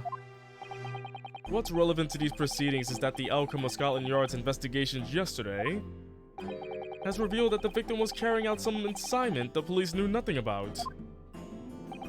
Very troubling. That face, Lord Strongheart knew. So, Inspector Lestrade, let's hear exactly what it says in that report. Coming right up, sir. Here we go. Witness testimony. The victim's movements. All yard detectives are supposed to follow orders and investigate what they're told. But a little search at the boss's office turned up a notebook that had a load of secret meetings in it. According to that, the boss was looking into some smuggled goods dealings that day. Looks like it was a big job and all, but the coppers weren't onto it yet. What matters most is, there's witnesses what saw the Reaper at the place too. Smuggled goods? I don't know, do I? I'm just telling you what was written in the book. Tobacco, tea, spices, medicines, goods of all sorts flow into London by illegal channels from across the globe. It's well known that they're disposed of at regular black markets that take place in the capital. But the police are rarely able to locate them in time. So Inspector Gregson was investigating one of those black markets. It's been suggested that high-ranking government officials may be involved in black market activity. No doubt Gregson was trying to avoid details of his investigations being leaked to the involved parties. That would explain why he was operating on his own authority without the Yard's knowledge. And do we know where the dealings were taking place this time? In a particular room of a certain exclusive London gentleman's club. And on the day in question, the accused is known to have been there. That's the conclusion of Scotland Yard's investigation into the matter. That can't be. We haven't heard anything about any of this. Members of the club have testified to it. There's no question. The accused, Baron von Zeeks, was present. That would be very significant testimony then. Oh my, but Lord Van Zeeks has made no mention of this at all. In short, Lord Van Zeeks had ample opportunity to murder the victim. Big clang. Very well then, counsel for the defense, begin your cross-examination. Things are getting super serious, what the bleep? I don't like how serious things are. All yard detectives are supposed to follow orders and investigate what they're told. So, you follow orders, do you, Gina? Nah, not me. I'm above all that, see? Oh. The boss always had special orders for me. Grab us some fish and chips or go and give Toby his grub, that kind of thing. So, errands more than orders then. This detective is still an apprentice after all. Yeah, well, this apprentice ain't want to sit around and wait to be told what to do even by the boss. That's why I've been doing my own investigations into what happened. I didn't find much at first. But a little search of the boss's office turned up a notebook that had a load of secret meetings in it. So you went through Inspector Gregson's things. Yep, that's part of the independent Lestrade investigation. I'm sure your superiors would be delighted that you're taking the initiative. So I snuck into his office when no one else was about. Because if anyone at the yard had seen me going in there, they'd have turfed me straight out on the street. This is sounding less and less like an investigation and more like something else. The prosecution understands that it was this very detective who discovered the notebook. You got that right, nothing gets past Inspector Lestrade and her trusty assistant, Chief Inspector Toby. We found it hidden in one of the desk drawers that had a false bottom. That's impressive. Wait, can we cross-examine the dog? I want to cross-examine Toby. I say we bring Toby to the stand. So then I went to hide myself where no one could find me so I could have a butcher's at what was written in it. Because if anyone at the yard had found me out, they have turfed me straight out on the street. I've given it now though, ain't I? And if it weren't for me, it would never have been found. According to that, the boss was looking into some smuggled goods dealings that day.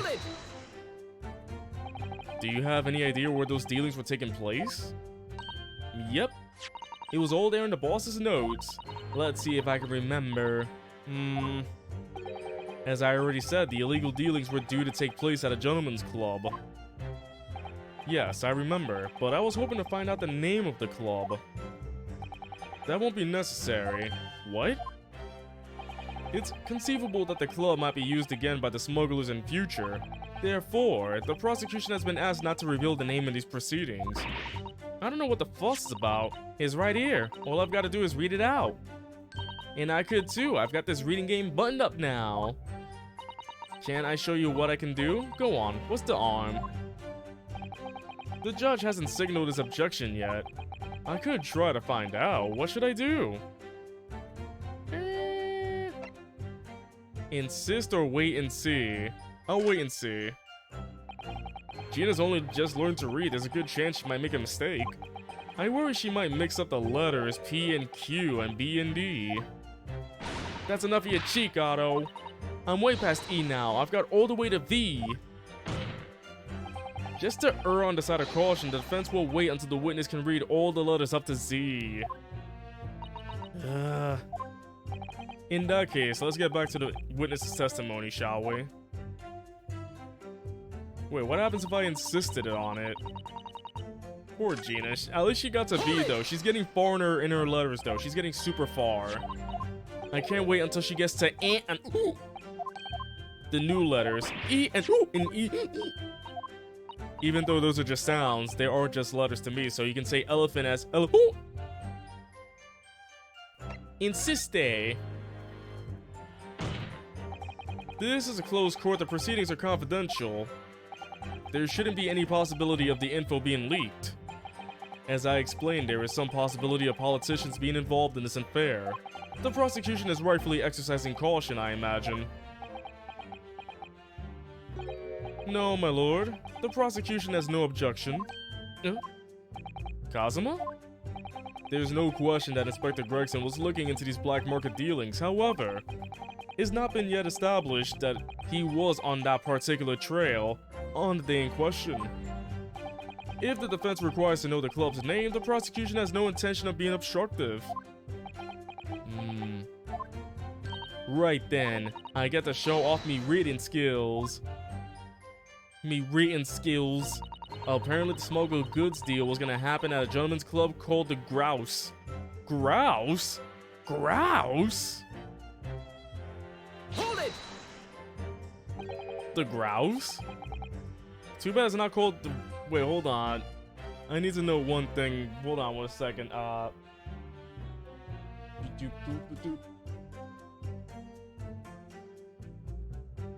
Oh, not Groose. Grouse. The Groose. The Groose. If it was only called the Groose, I'd be like, it's the Grouse. I know the Grouse. But the Grouse is a bird, I think. The Grouse. Some sort of bird. Pheasant, grouse. The Grouse. What sort of a club is that? Not the Grubhub Club. I still remember that freaking commercial with the dad's face going... and then just doing weird moves and going pointing at his kid, and the kids are like, what the flip am I doing here? I ain't got the foggiest. Clubs ain't exactly my thing. But I am kinda curious. They're not places where a foreign student like you will be readily admitted. Have you looked in the mirror recently? I'll tell you what, me and Chief Inspector Toby could go in undercover. Could you though? I could pick out a few good marks and see what else I could find out while I was in there. I really don't think you should go picking out anything. Anyway, that's where these black market dealings were gonna take place, is it?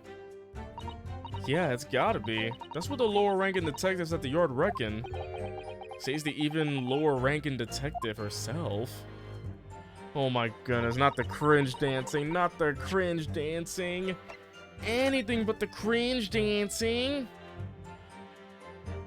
But hold on, I'm just trying to see because did we know of anything called the Grouse before? There has to be something about the Grouse. The Blackbird line? Oh, it's a boat ticket. Dismissal notice. I want to know if we heard of the word grouse before. Grouse? Because I don't know if we did, but I don't know. It just seemed kinda familiar somewhere. I guess not. Make sure I examine. Oh wait, did I have to? Especially things with texty. Oh, it looks like this is some sort of steamship ticket. The SS.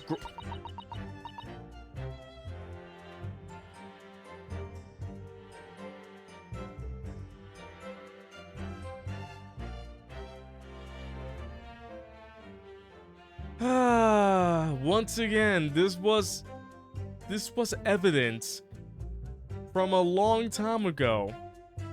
And this introduction letter was on the back of a ticket called the SS Grouse. What the flipping heck?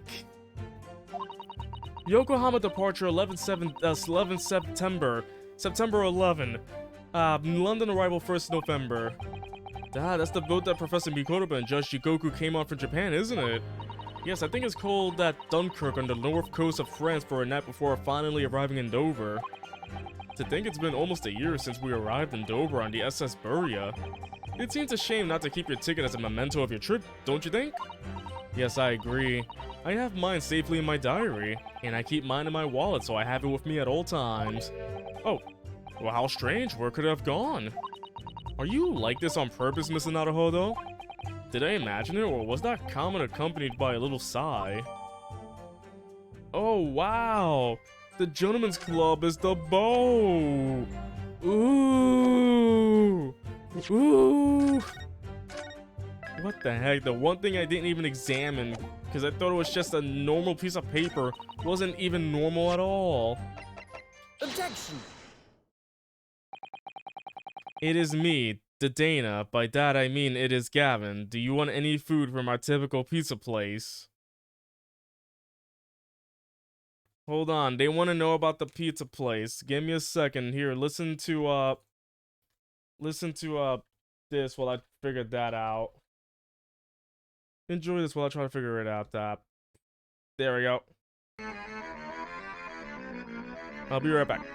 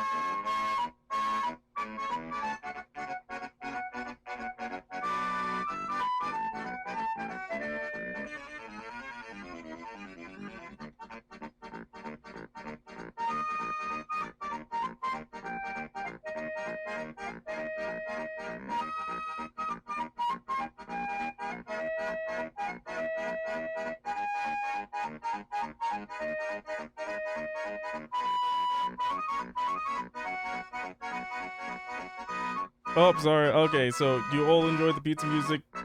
Wow, that went 5 minutes. That was 5 minutes of pizza music. Oh goodness. Okay, so we're back. We're back. Everybody enjoy pizza mode for a second. All right. All right, we're back in the game. I hope everybody's doing all right. I hope you enjoyed the pizza music. Pizza time is over. Pizza time is over. You know what would be hilarious, chat? This would be hilarious if one of these days I actually did a stream, you know, and then I went to sleep, but the stream still kept on going. I would play a 10-hour pizza time thing until I wake up, so... Did I ask for pizza for you guys? You should have told me, chat. Why didn't you say anything? You should have said something. Why didn't you say you want pizza? Now you want pizza after I came back?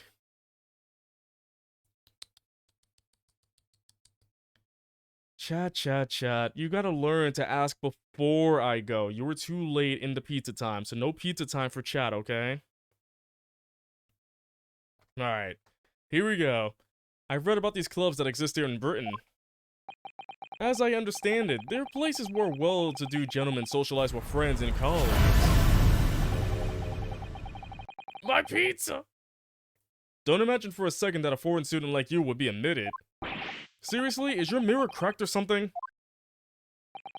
Do we know for sure that the contraband dealings were definitely happening at a club called the Grouse? The police are currently looking for evidence, but haven't found anything definitive yet. And I'm sorry to say that they probably won't. What do you mean by that? I mean that the police inspector Gregson was secretly going to visit on 31st October may not have been a gentleman's club at all. You're showing a very irrelevant attitude towards our country's police force there, Counsel. If it wasn't a gentleman's club, then what was it? A steamship. You think it's a ship? I have the evidence to prove it here! Let me see that. This dark-suited young man is not in the least bit untrustworthy. Evidence right there. That is A+ evidence right there. The other side, my lord. Be more specific next time. This would appear to be a ticket for passage upon a steamship, yes. The SS Grouse. Objection! Objection! So there's a steamship named the Grouse that happens to share a name with the club. But I'm afraid to say, there's a flaw in your logic there. How? Look at the ticket. Notice the date of arrival in port. The ship arrived at the port of Dover on 1st November. Oh. The day on which the sound, like a gunshot, was heard on Fresno Street. In other words, on the day in question here, 31st October, when the victim was on his clandestine mission, that ship hadn't yet docked on British shores. That would certainly make an undercover investigation somewhat challenging. Objection! The fact that the steamship hadn't yet reached Britain substantiates the defense's assertion that the victim was investigating the SS Grouse on the day in question. Then show your evidence for that assertion. Very well. In that case, counsel for the defense, present your evidence to the court now. Evidence that substantiates your claim that the victim was investigating the SS Grouse on 31st October. I almost said November for a second there. Alright, let's see. I should have something. Date of departure within 1 week of 31st October. Could it be his passport? It has to be his passport, right? Just let me save just in case, because you know, since we're at the final thing here. It was issued for travel offense the day before yeah. Take that! What's this? A passport for travel issued to the victim? Dated 31st October, what are you suggesting? I'm suggesting that just 1 day before the inspector's body was discovered, there is a distinct possibility he wasn't even in the country.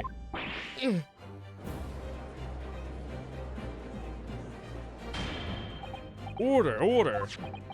This document is for passage to France. It does appear to have been officially authorized. The day before the SS Grouse arrived at Dover, it docked on the northern coast of France for a night. According to my father, who was on board, at the port of Dunkirk. Dunkirk, France. Who could possibly have taken the victim there? I'm impressed, Ryunosuke Naruhodo. I certainly didn't expect you to get your hands on that passport. What? You mean you knew about this? He just knows about anything. He has the script in his hand. He read it all. The prosecution strategy for this trial has been laid down by the Crown Prosecution Office. On the day before the incident, the victim was investigating contraband dealings at a London club. That's the outcome of Scotland Yard's investigations and the line the prosecution has been asked to follow. But personally, I don't agree. I think the prosecutor's office is trying to hide something. What? And now that you've expertly disproven their assertion, I intend to reveal what I believe that something to be. What are you playing at, Prosecutor Asogi? A courtroom is a forum for the truth, my lord. Which is why it's my duty to present all the facts without exception. Let me guess. This was your intention from the outset, wasn't it? The reason Inspector Gregson secretly made his way to the steamship docked in France on the day in question was to carry out a mission for the Reaper. The Reaper? The Reaper?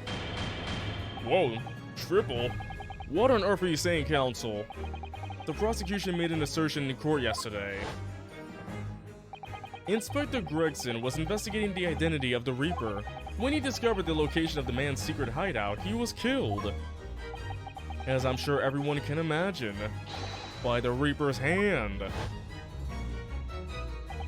But in reality, the truth is the opposite of that. What? Inspector Gregson wasn't investigating the Reaper at all. He was in fact acting for the Reaper. So, you're saying the mission he was undertaking was, obviously, an assassination. Barrack von Zieks never carried out any of the actual killings. Whenever the Reaper's victims lost their lives, he always had a cast-iron alibi. Which tells us that he must have had an accomplice. And you claim that was Inspector Gregson? What the hell do you think you're saying, eh? My boss would never have done nothing like that. And yet, when you consider all the facts, it all makes perfect sense. No, it can't be. We also arrived at the same conclusion, didn't we? That Inspector Gregson was operating as the Reaper. Even so, there's no way that the person giving him his orders was Lord von Zieks. No, the true Reaper is somebody else. Barrack von Zieks is not the Reaper. A predictable response from someone who's advocating for the man. And even if it's true that Gregson was operating as an agent of the Reaper, the suggestion that he went aboard the SS Grouse on an assassination mission doesn't follow at all. Oh, you have some solid reason for doubting the assertion, do you, counsel? Absolutely, it's very simple. On the day in question, nobody was killed aboard that steamship. Professor Mikotoba and Judge Jigoku were on that very ship. If someone had been assassinated, I'm certain we would have heard about it. What's so funny? You're right, of course. No suspicious deaths were reported on board the ship. But I think perhaps you've missed the point. That's precisely why Inspector Gregson himself lost his life. What? Gregson did board the SS Grouse that night with the intention of dispatching his mark. But his mission ended in failure. Failure? It seems that the defense hasn't yet grasped a very important detail here. What are you talking about? What detail? Inspector Gina Lestrade. What? Hey Saku, how you doing? Welcome to the stream. The victim's notebook that you read an excerpt from earlier, that doesn't contain details of secret investigations at all. It describes 10 years of assassination plots to be carried out by the Reaper of the Bailey. You're lying! Even if all them bludgers what got taken out had it coming, the boss weren't the Reaper. Poor Gina. There's no question that Tobias Gregson was heavily involved in the Reaper's activities. Chilling in an online friend's place? Ah, you met your friend from the internet. I'm a sloth from the internet. What happens if you met a sloth from the internet? Imagine this. So, you see me right here, right now, right? Like, decked out in this, but then you meet me in person, I'm just a real sloth. I'm just a sloth like...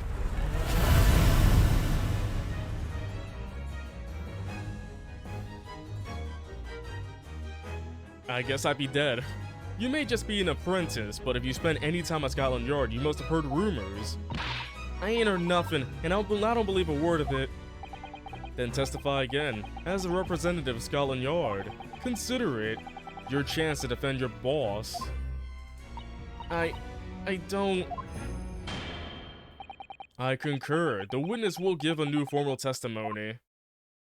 Miss Lestrade, you will tell the court everything you know about Inspector Gregson's secret notebook. This is gonna hurt her a lot. But also, why are you chilling at an online friend's place watching my stream? Why are you acknowledging to your friends that I exist? Yeah, this notebook does have a load of stuff about what the Reaper got up to these past 10 years. Names of victims, dates and places and stuff, and the last entry in there was 31st October. It said grouse for the place and that date, and then the name of the mark. There was a note about him being a criminal what got away from the Reaper in court 10 years ago at Summit. But honest, the boss didn't do none of it.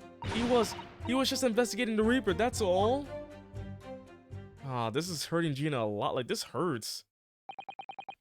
Keep personal opinion out of your testimony, witness. We require only established fact here. This must be so hard for her. You can't deny now, surely, Ryunosuke Naruhodo.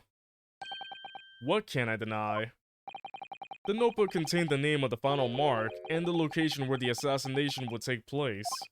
That's info that the victim could have only known if he was working with the Reaper. So, who was to be this final mark? Go ahead, Inspector Lestrade. Read the name for the court. The name that's written alongside the entry that mentions the grouse on 31st October. Oh, how do you read this then? Reading's still not her strong suit. That ain't the problem, right, Otto? It's a funny name, it ain't English. It's hard to read. So it's someone from overseas? Let me have a bash at it. Seshiro?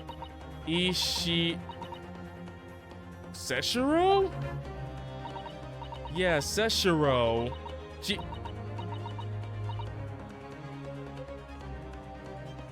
What? Jigoku? What? It can't be. Seshiro Jigoku? But that's Judge Jigoku. Seshiro Jigoku, certainly not an English name, you're right. Objection! But that can't be right, I know Judge Jigoku, and I saw him the day before yesterday here in London. So I know for a fact that the man hasn't been assassinated. As I said, the Reaper failed. Oh. Gregson missed his chance to kill his mark and return to British shores. But the Reaper wouldn't tolerate the mistake, so he killed the inspector. Personally. The Reaper, of course, being the accused, Barak von Zeeks. It's an undeniably logical argument. Kazuma, you planned for the trial to go this way all along, didn't you? Hold it! Oh.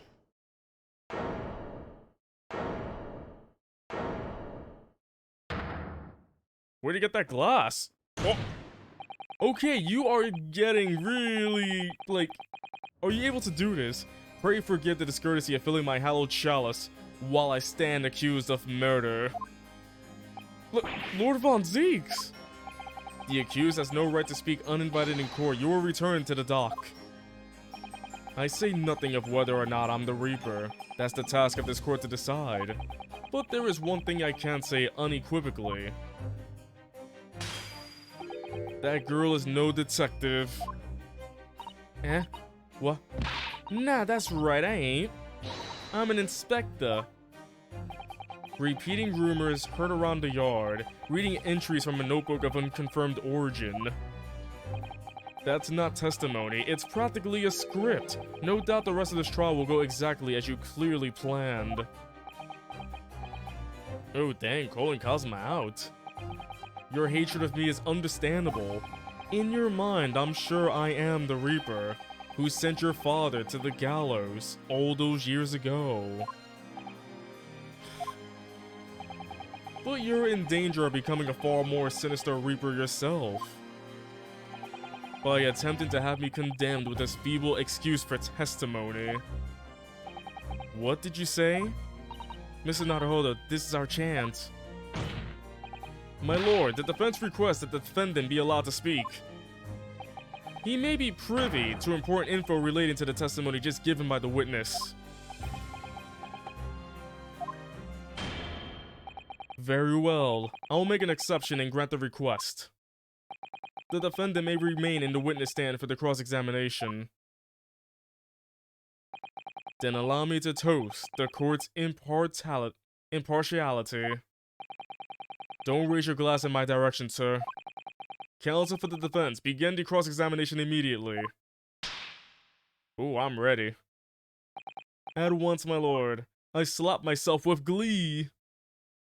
But not IRL, because I would have red cheeks and nobody wants to see those cheeks red on stream, I guess.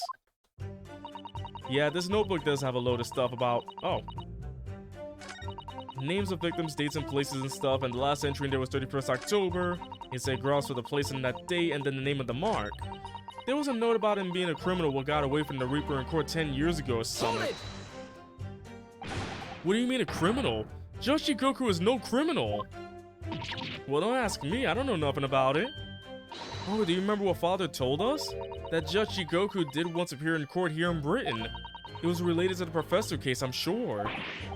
Yes, of course, you're right. Maybe I should have gone back to the start and pressed everything now that our friend Lord Von Zeeks is there. Seshiro was trying to mitigate Genshin's guilt, so he took to the stand to testify, but he got a little carried away and, actually managed to break the witness stand.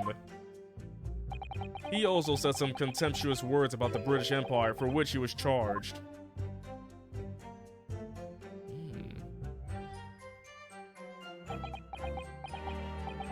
It was a pitiful situation, yes.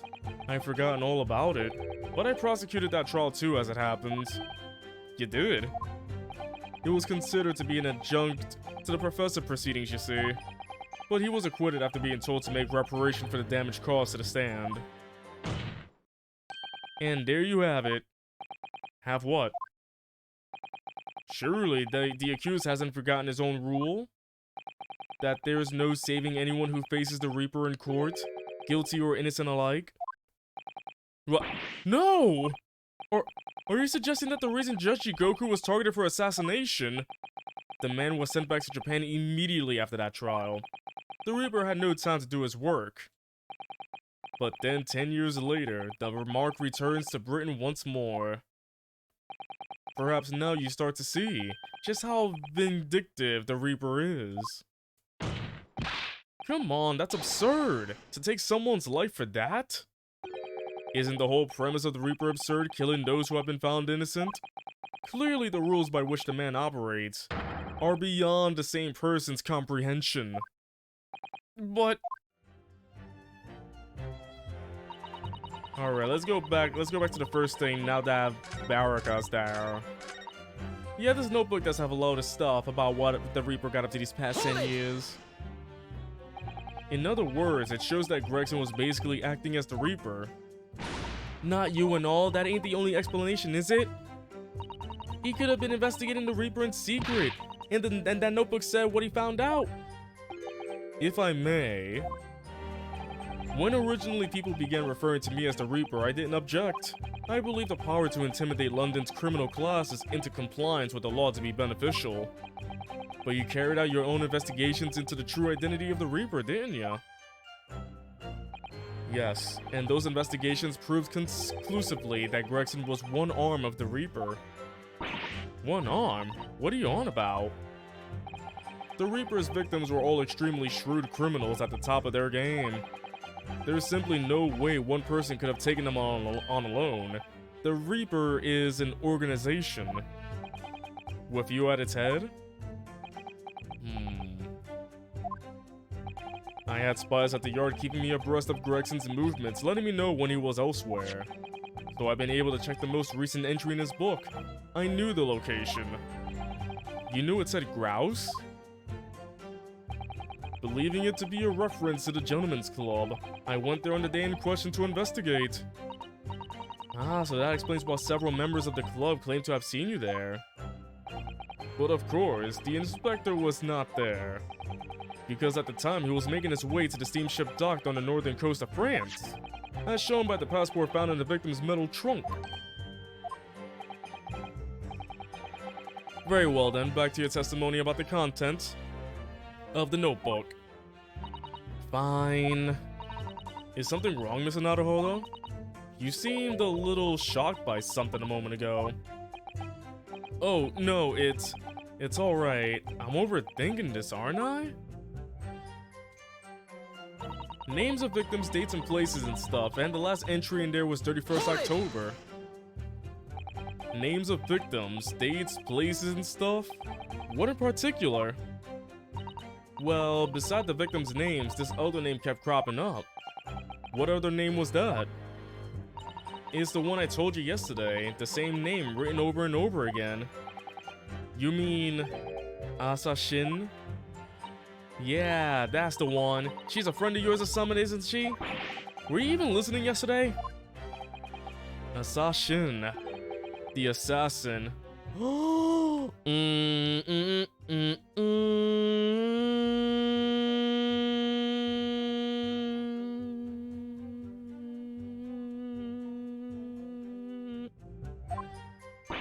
What?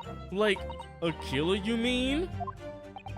Gregson was the tactician, the one who came up with the plan of attack. He investigated the marks thoroughly, finding out when they would be vulnerable and who to use to get at them.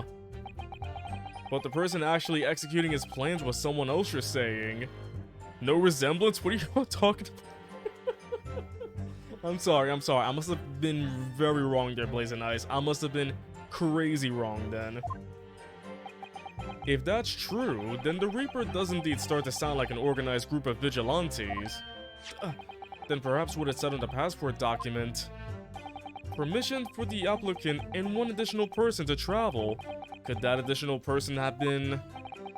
clearly the assassin, who was meant to take Seshiro Jigoku's life? Gina, can you confirm that? Against the final entry that listed Grouse and Seshiro Jigoku, what name was written? Oh, well, that's the only entry that didn't have a name next to it as it happens. What? It just had like a question mark or something there, I think. In other words, Gregson himself didn't know the identity of the assassin in that case. But Gregson was the one making the plans, was he not? Oh, how infuriating.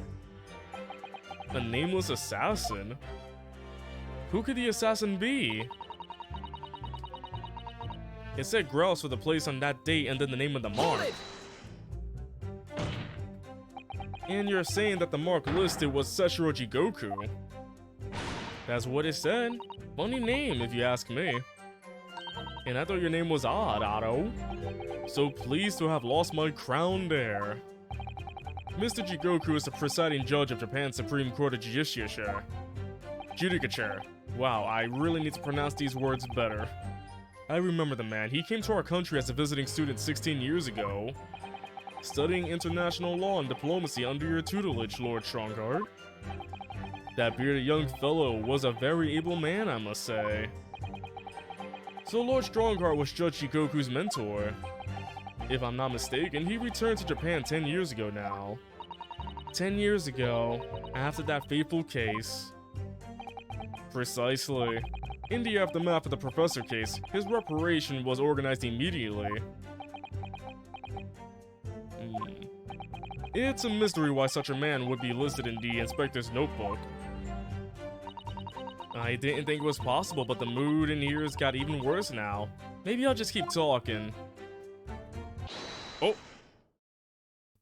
Right, I just had about enough of this. Gina? All this nonsense about the boss planning to kill people. It's cobblers. Come on, Otto.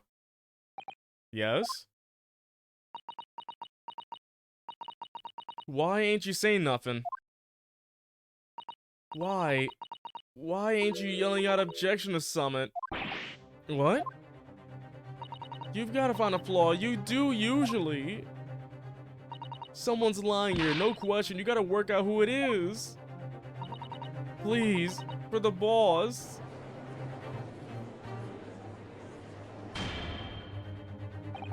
That outburst was an insult to the court and to your own testimony. I might have known that a common pickpocket from the back slums couldn't make a detective.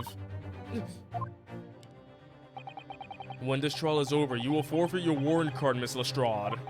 Is that clear?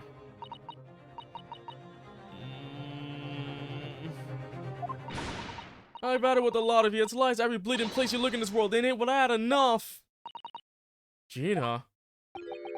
So have I. After that little speech of Gina's, I've made up my mind. To do what, Miss Naruhodo? There was one point in this cross-examination when something that was said just didn't sit right with me. One statement that seemed odd. Oh, do you mean... I'm not gonna let Gina's plea for help fall on deaf ears. Come on, Otto, up. You gotta fly in the flaw somewhere. I want to thank you, Gina. You helped me find my resolve. What do you mean? Amongst everything we've heard during this cross-examination, there's one thing that defies explanation, one inconsistency. What? An inconsistency? Really, Otto? I don't quite know what it means yet, but... yes, there's an inconsistency in something that was said by... oh, who Bloomin said the inconsistency? Oh, wait. Did I... wait, what do you mean I actually did it? Wait, what did I do? What did I do? I pressed it on, and now there's an inconsistency. Who said the inconsistency? You honestly thought you had to go back and pick out the state? Oh. You thought you had to point... oh, I just pressed it on because it was there. Oh. I mean, if after this, if I... so basically, if I pressed this on and it went back to the beginning, I would have pressed out the first one because the first one was the one that's like, oh, this one's kind of weirding me out. But who said the inconsistency? It wasn't Gina, though, so... was it? No, it wasn't Barrock. So, was it... was it Kazuma that said it? By you, Kazuma Asogi. Me? Is this some attempt at filibustering, Counsel? Prosecutor Asogi has given no testimony. What are you suggesting I said that was inconsistent? You let something slip that you shouldn't have. When I present the relevant piece of evidence, I imagine you realize what you've done. Very well done, Counsel. Go ahead. What evidence reveals this alleged inconsistency in something Prosecutor Asogi has said? Could it be? Yeah, because it had to be the letter. We have shown nothing else, so it has to be the letter at least. I'm gonna go with the left. Should I go with the... we have been talking about this. So I'm gonna go with the letter. So, okay, so that was wrong. Check the log. I should probably check the logi. Alright, let me go check the logi. How do I check the logi? Logi. Oh, let me just go back to this then. I'm trying to figure out where the flip's the log button. History, there we go.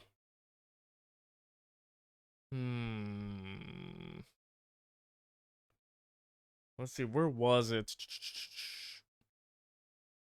Oh, did we pass it? Someone's lying here, no question, please, for the boss. Yeah, one statement seemed odd, and we gotta find a flaw somewhere. One inconsistency. It doesn't go that far back. So I want to know, is Asogi the right one, or will the music quiet down for anybody else? So what was the alleged inconsistency? Because I know that he felt odd about that, but what part was it again? What was the alleged inconsistency? He was talking about some things. Because I know he talked about, let's see. He said about the, he said the autopsy report was updated. He said that was updated. We did talk about this, but that wasn't it either. What else have we talked about? The alleged inconsistency. You know what? I'm gonna go with the autopsy report. Okay, it's not the autopsy report. Yeah, because we only talked about a few things, but... we only talked about a few things.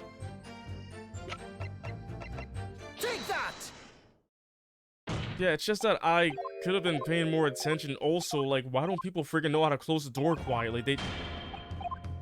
It's just one press. Wait, one press for what? What is there an issue, chat? Take that! Okay, it's neither one of those things. It's just one, like, is there an issue going on, chat? Is there a problemo? Take that! What was the inconsistency? It's like, okay, I know there's an inconsistency, but what the flip's the evidence then? Because that's throwing me off now. Okay, we tried a number of things, but what else? Could it be the watch? No, it can't. No, it couldn't be the watch. We didn't talk about the papers. Oh, the save. Okay, gotcha. It's not the report, not the passport, not the trunk. It can't be the papers. Not the photograph, not that. It could be the watch. Not that, not that, not that, not that. Tried that, didn't work. Not that, not that, not that, not that, not that, not that, not that. Tried that, not that. Okay, so I'm gonna try the watch. That has to be the only thing left I can think of. So, what the heck? What is it then?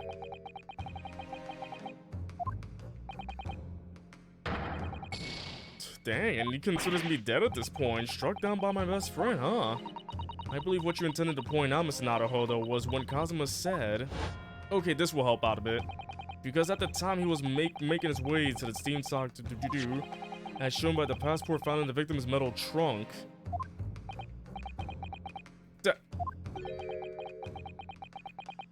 So it was the passport! Then why did the part with the passport made it seem like it was wrong? It led off in the same way, making me think I was wrong, so the passport was correct. But it did the dot thing, made it seem like it was wrong. So it was the flippin' passport. This game throwing me off. Take that! Because it did that, it did the dot, making me think it was wrong. So my initial impressions were correct. This isn't, oh, it's also nonsense. So wait, is it the box? Is it the box then? Also, I gotta keep that. I'm used to freaking reloading my save all the time. Wow. Alright. So he said the passport in the box, so maybe it's the box, I guess.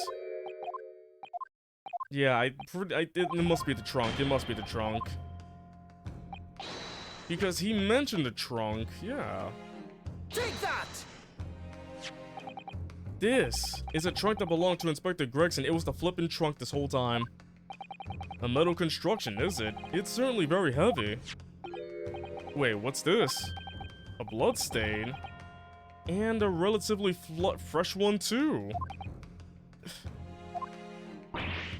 What? You mean that ain't grease from all the boss's fish and chips? Fresh blood in the inspector's trunk. That suggests that the victim was traveling with that luggage when he was killed.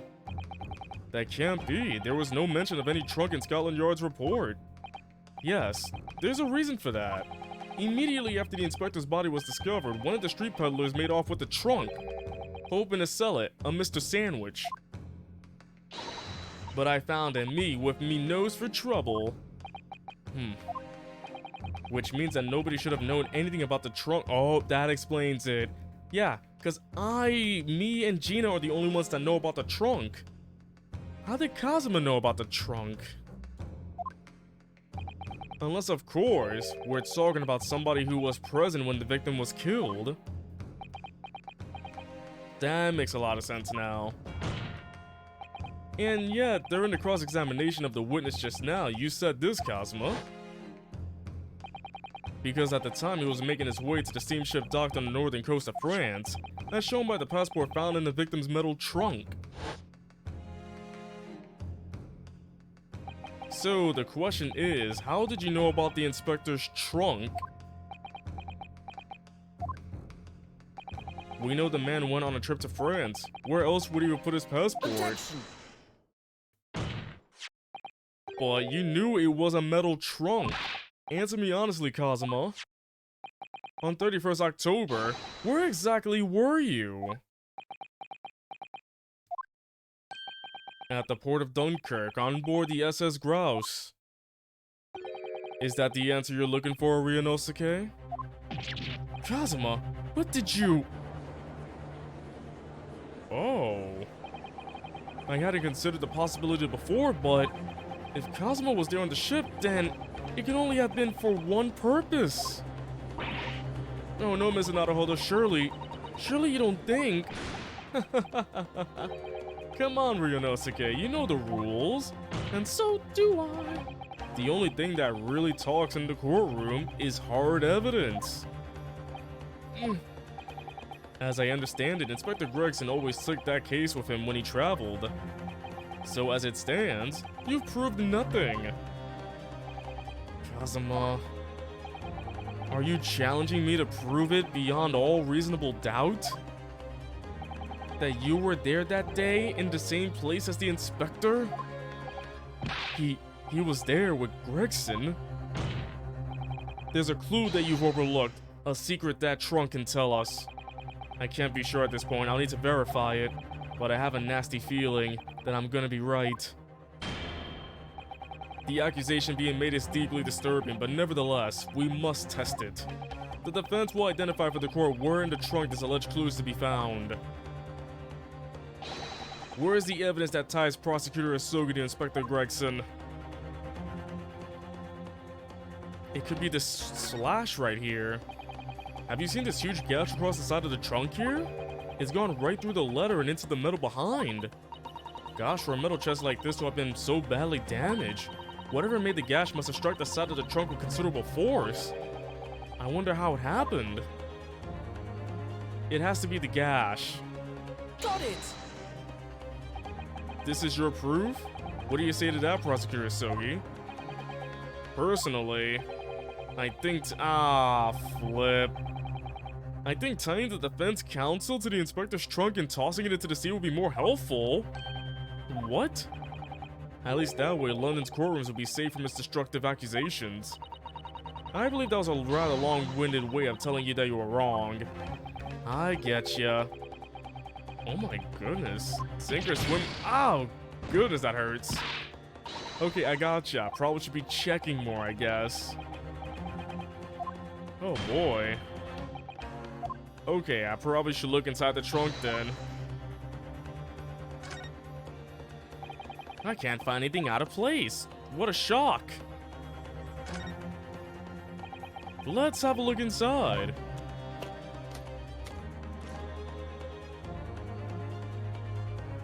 Yeah, I mean, the only other evidence is the passport. 31st October, so this passport is for the day before Gregson's body was found. He needed this document for his trip to France.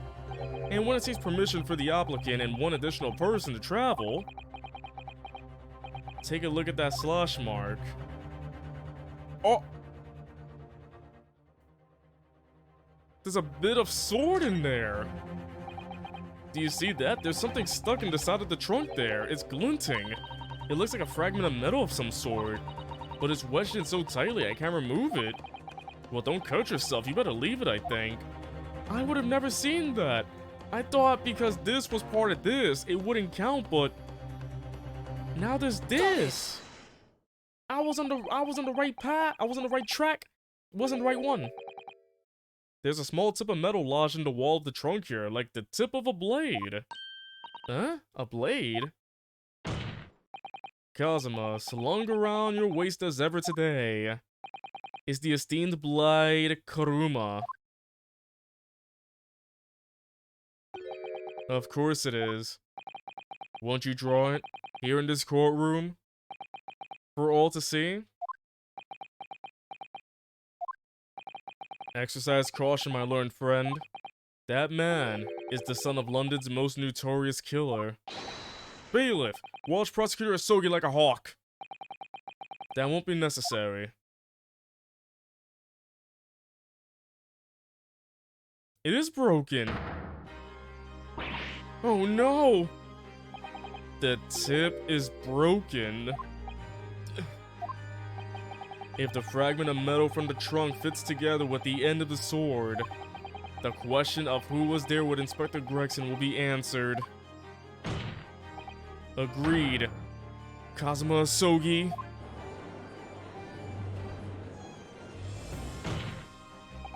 Expertly done, Ryunosuke. That's a point to you, and well deserved. Do you mean to tell the court, Prosecutor Asogi? Yes, on 31st October, I accompanied Inspector Gregson to Dunkirk in order to carry out a mission. So the additional person authorized to travel was me. And the mission was the assassination of the Mark. What?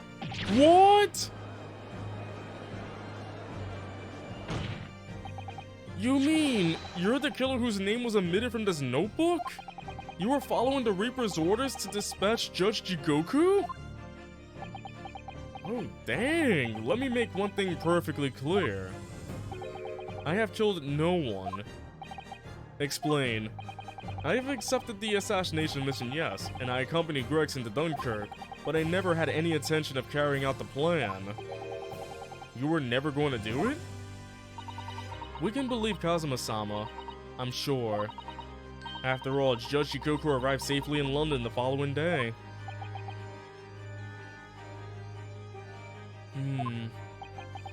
On the 31st, I boarded a train from London with Inspector Gregson. We traveled to Dover, from where we crossed the channel to Dunkirk. Then we boarded the SS Gross and made for the cabin deck, as indicated in the plan. You went to Judge Jigoku's cabin? Exactly. He wasn't there though. We decided to wait, but you've already told us you had no intention of going through with it anyway. I didn't come to Great Britain to take anyone's life, so I left Gregson and disembarked the ship. I spent that night at a boarding house in the town and returned to England the following morning. A boarding house? In Dunkirk? My signature will be in the register book. It would be simple enough to verify. Then what became of Jigoku? Gregson was no assassin, so the Mark was spared. I'm sure it's easy enough to imagine what happened after that.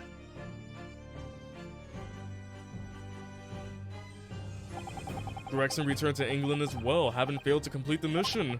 He met with the Reaper in that room on Fresno Street to report the failure, causing the infuriated mastermind to pull the trigger and end his wretched agent's life.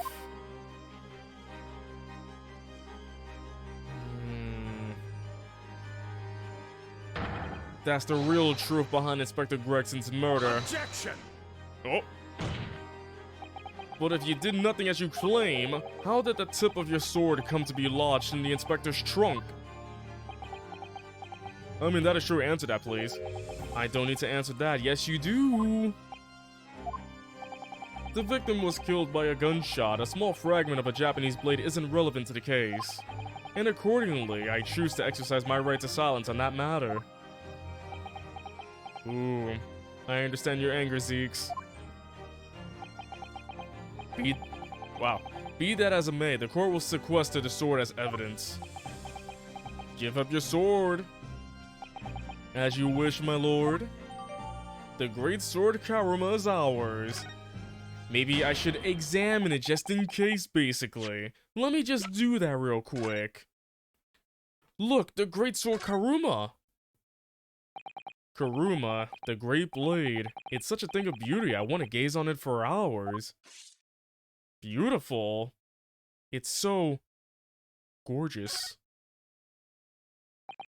The tip of the great sword, broken.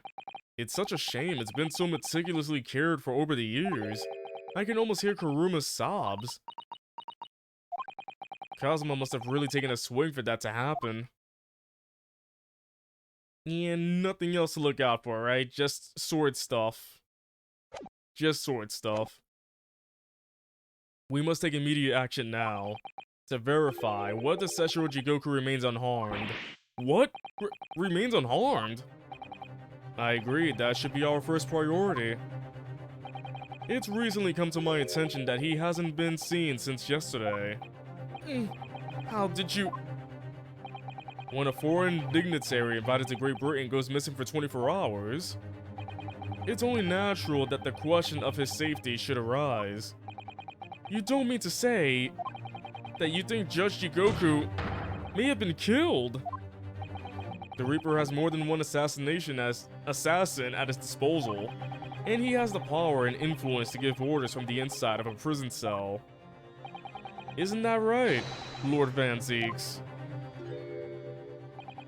If I were truly the Reaper, I'd be able to tell you. Forgive my hallowed chalice. Order in court, order! We will take an emergency recess for 30 minutes. Now? Guests of the symposium have been told to maintain regular contact with the organizer's office. If the man can't be located within half an hour, we will have to assume the worst. Oh no, not Judge Jigoku! No one will want to kill a harmless Japanese man who only just arrived in the country. Except, that is, for the Reaper, wanting to finish off a mark that slipped through the net 10 years ago. I would have to agree. Mr. Naruhodo, for the defense's sake. My lord?